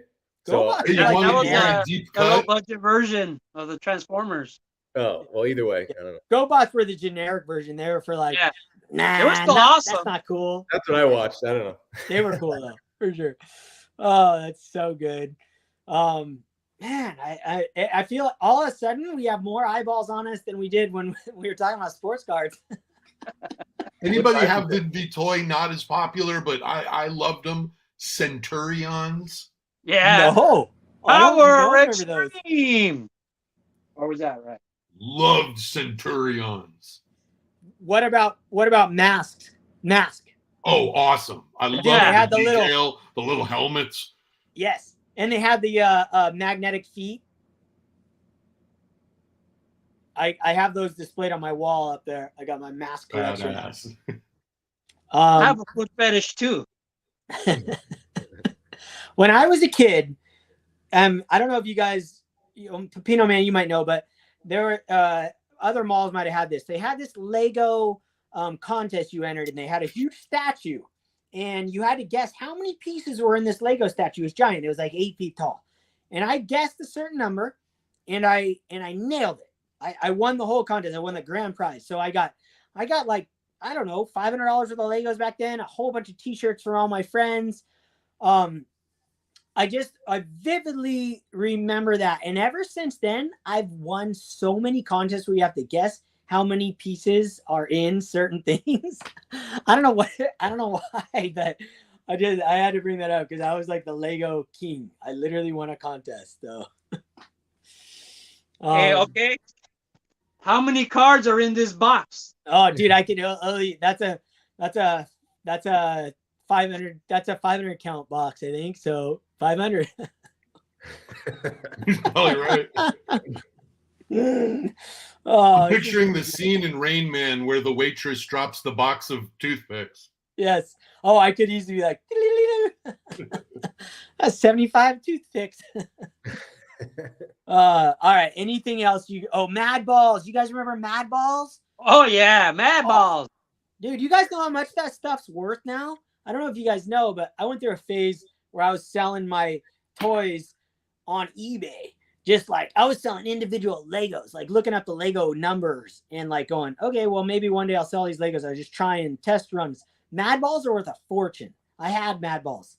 Yeah, but I mean, I'm assuming that to be in good condition because I mean, you just play with them for one day, and you're shaving the face off, you're bouncing the ball and stuff.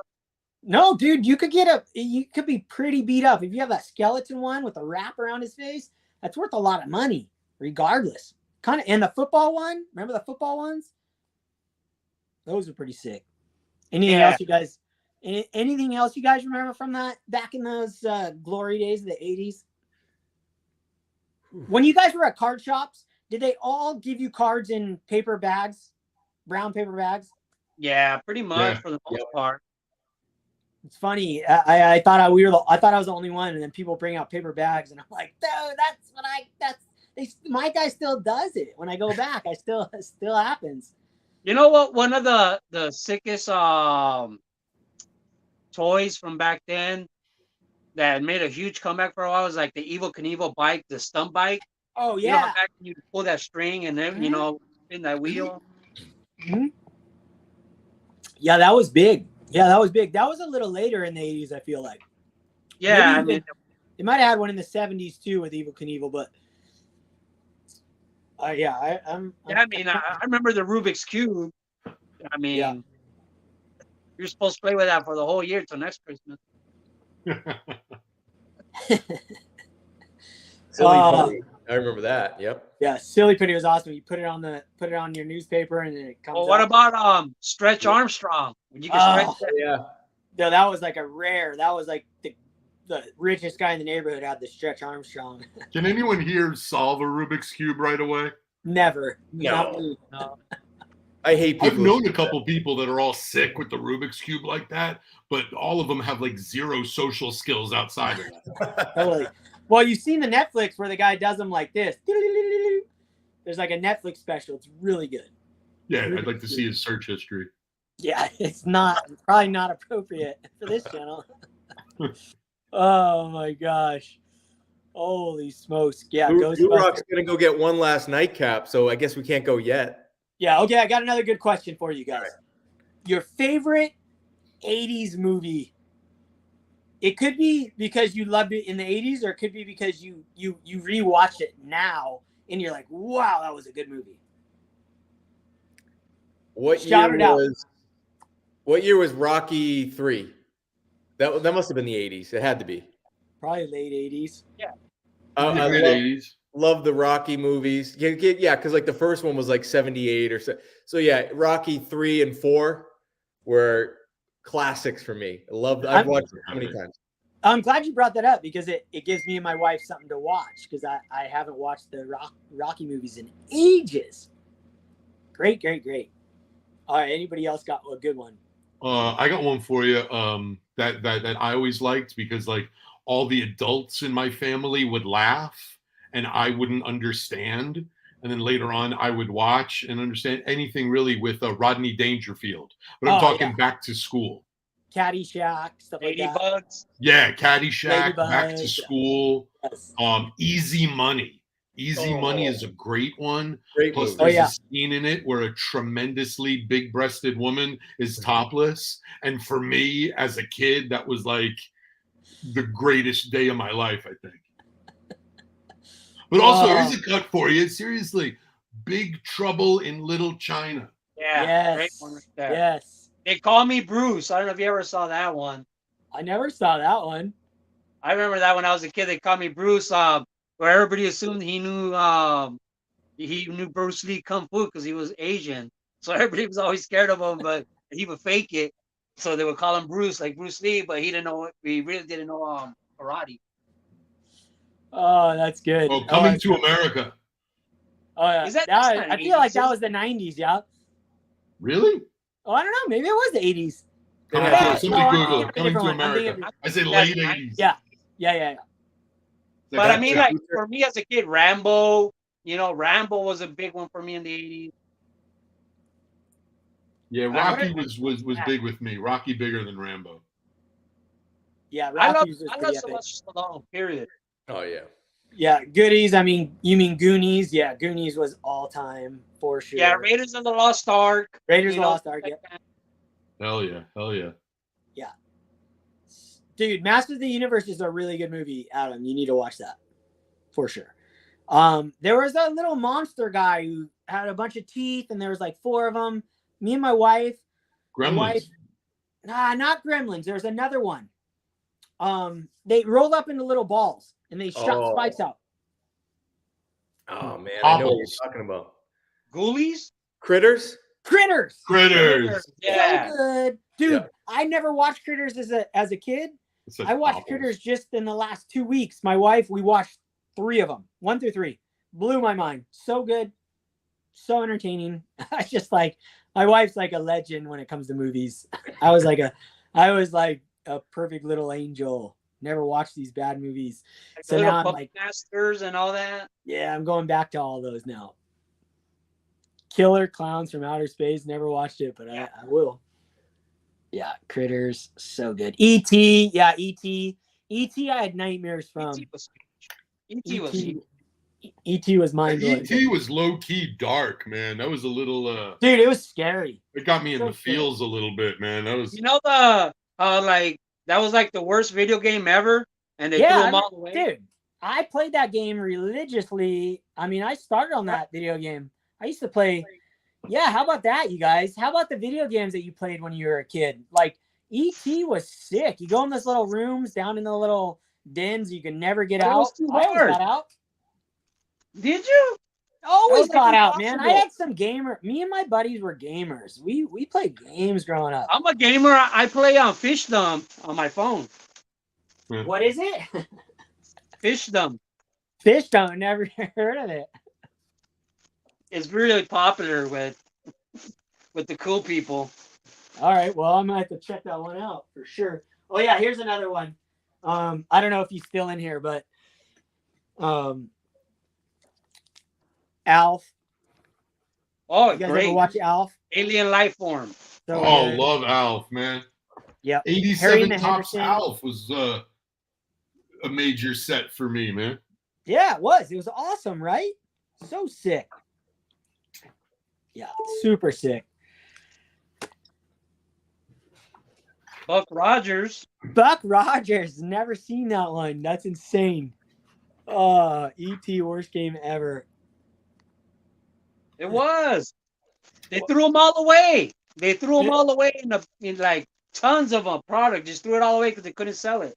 Pepino, there's somebody in the chat that doesn't know you. What's up with the dude with the wigs? Jonathan.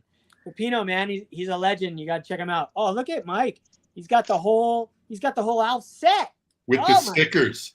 Oh my gosh, that's so sick. Yeah, they had sticker packs that you could buy too. Jonathan, go on YouTube and type in Mexican top loader. Yes. That's yes, Pepino. So Man. good. So good. I don't think Well, I what laughed about at anything in Back that to life. the I was at the Future? beach. You got to use what you got. Greatest video ever. So good. I'm just grabbing them all. I'm grabbing them all, boys. The Ghostbusters. Oh yeah, teenage. Oh, Oh, yeah. teenage. Hey, which one you got? Pepino. 2. Oh, you got that. I got I don't know. This is original right here. Oh yeah, the Quaker Oats. Dude, I remember pulling those, Mike, all the time. I have a few of those autographs now. Yeah, but look how many of these guys are Hall of Famers. Yeah, they're incredible, right? Yeah, there we go. Steve Garvey right there. Nice. Yeah, that's awesome. Those are great looking cards. There's your boy Saberhagen. Of course, that guy haunted me. There's Wade Boggs. Look at that mustache. Gentleman's mustache. Jeez. Wow. That is, he was a slick man. He's well groomed. So speaking of well groomed. There Hey, it buddy. is. Dude, that thing's sick. That guy haunted my dream for years. Hey, Pepino, I gotta do a trade for that one.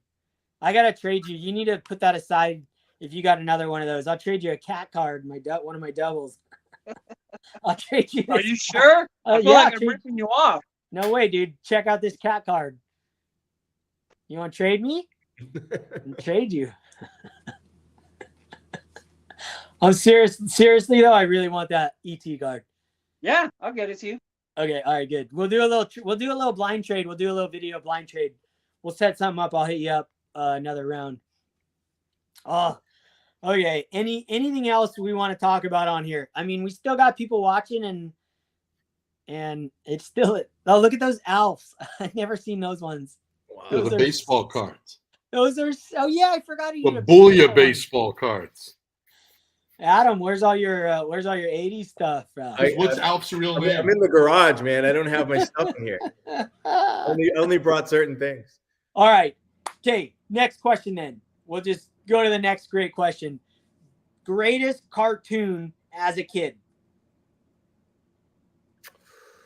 I already know mine. Smurfs. Smurfs was sick. So Yeah. good. Yeah. So good. Mine was DuckTales. Just DuckTales. Yeah. there's a stranger Yeah. out to find you. What to do? Just grab onto some DuckTales. You. So good. DuckTales. Yeah. Woo! I knew it. That's why this is so great. What the? Where in the world? I mean, seriously, Pepino, this is so great. Like, we have 4 people on here and all these people in the chat. Like, nowhere else you could have a conversation like this. And then all of a sudden someone says DuckTales and you got a DuckTales like figurine. If you told me 3 years ago I'd be doing this, I'd been like, what in the hell are you talking about? Yes. No way. Yeah. And I got to make some changes in my life currently. What happened? Oh, so good. All right. Well, Pac-Man. All right. Well, I guess we'll end it. We'll throw the towel in. Hey, I want to do a shout out for you guys. I really genuinely appreciate all 3 of you guys coming onto my channel and becoming friends with you guys over the last year, and watching your guys' channel has meant so much to me. You guys have inspired me. You guys are on here because you guys have inspired me. And it's been this one. I mean, not to disrespect all the other ones that I have done so far. I have really been looking forward to this one because I knew you guys were going to bring the heat, and you guys have this genuine passion about cards, all 3 of you. And when you guys talk about cards and you guys discuss it, you guys have your own thing and you guys do it in your own way. And I thoroughly enjoy all of it. So, and everybody in the chat, and thank you guys for showing up. Thank you guys for being a part of this. It's been a really pleasure of mine. So any of you guys have any final words you guys want to say? Is that the clapping in the background? Mike, Pepino Man, Adam, you guys have any final words you want to say to this? Aside from medical appointments, would we be better off without the internet like we were in the 80s? Oh, dude, we wouldn't be friends. We wouldn't all be friends if we didn't have the internet. All right, that's it. That's true. All right, internet's good. We'll let it go. Yes. We could have the internet, but no social media other than YouTube. Well, yeah, All I'd so you have- can't even say that. Yeah. Only social media I have is my old Playboy books I stole from my dad. Well, I just hey, want to say I love you guys. I love you guys, and you're just true originals. And I'm just happy to be with you. This was awesome. yeah. Yeah, I love you guys too. You guys are all can't miss content creators. I look forward to your videos.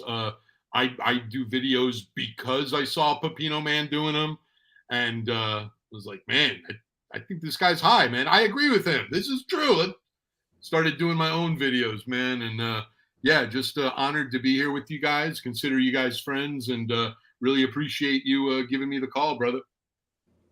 Yeah, this is great, man. I just came here for the cat cards, so I can't wait to find out. Pepino's here for the. You know I'm going to show those every time. Double D cat cards. Hey, thank you guys. Truly, it's been such a pleasure. So until next time, we'll do this again. Great fun. And everybody, collect what you love. It's my new saying, so everybody knows. Maybe I took it from like 12 people. I don't know. Collect what you love what you collect, and don't let anybody else influence you in anything you do in life, only if it's in a positive way. And thank you guys for watching, and this has just been awesome. double shaka, everybody. Boom. 80s rule forever. You 80s forever. Somebody Yeah. tells you how to collect, you punch him in the dick. Ow! You. Peace out, late.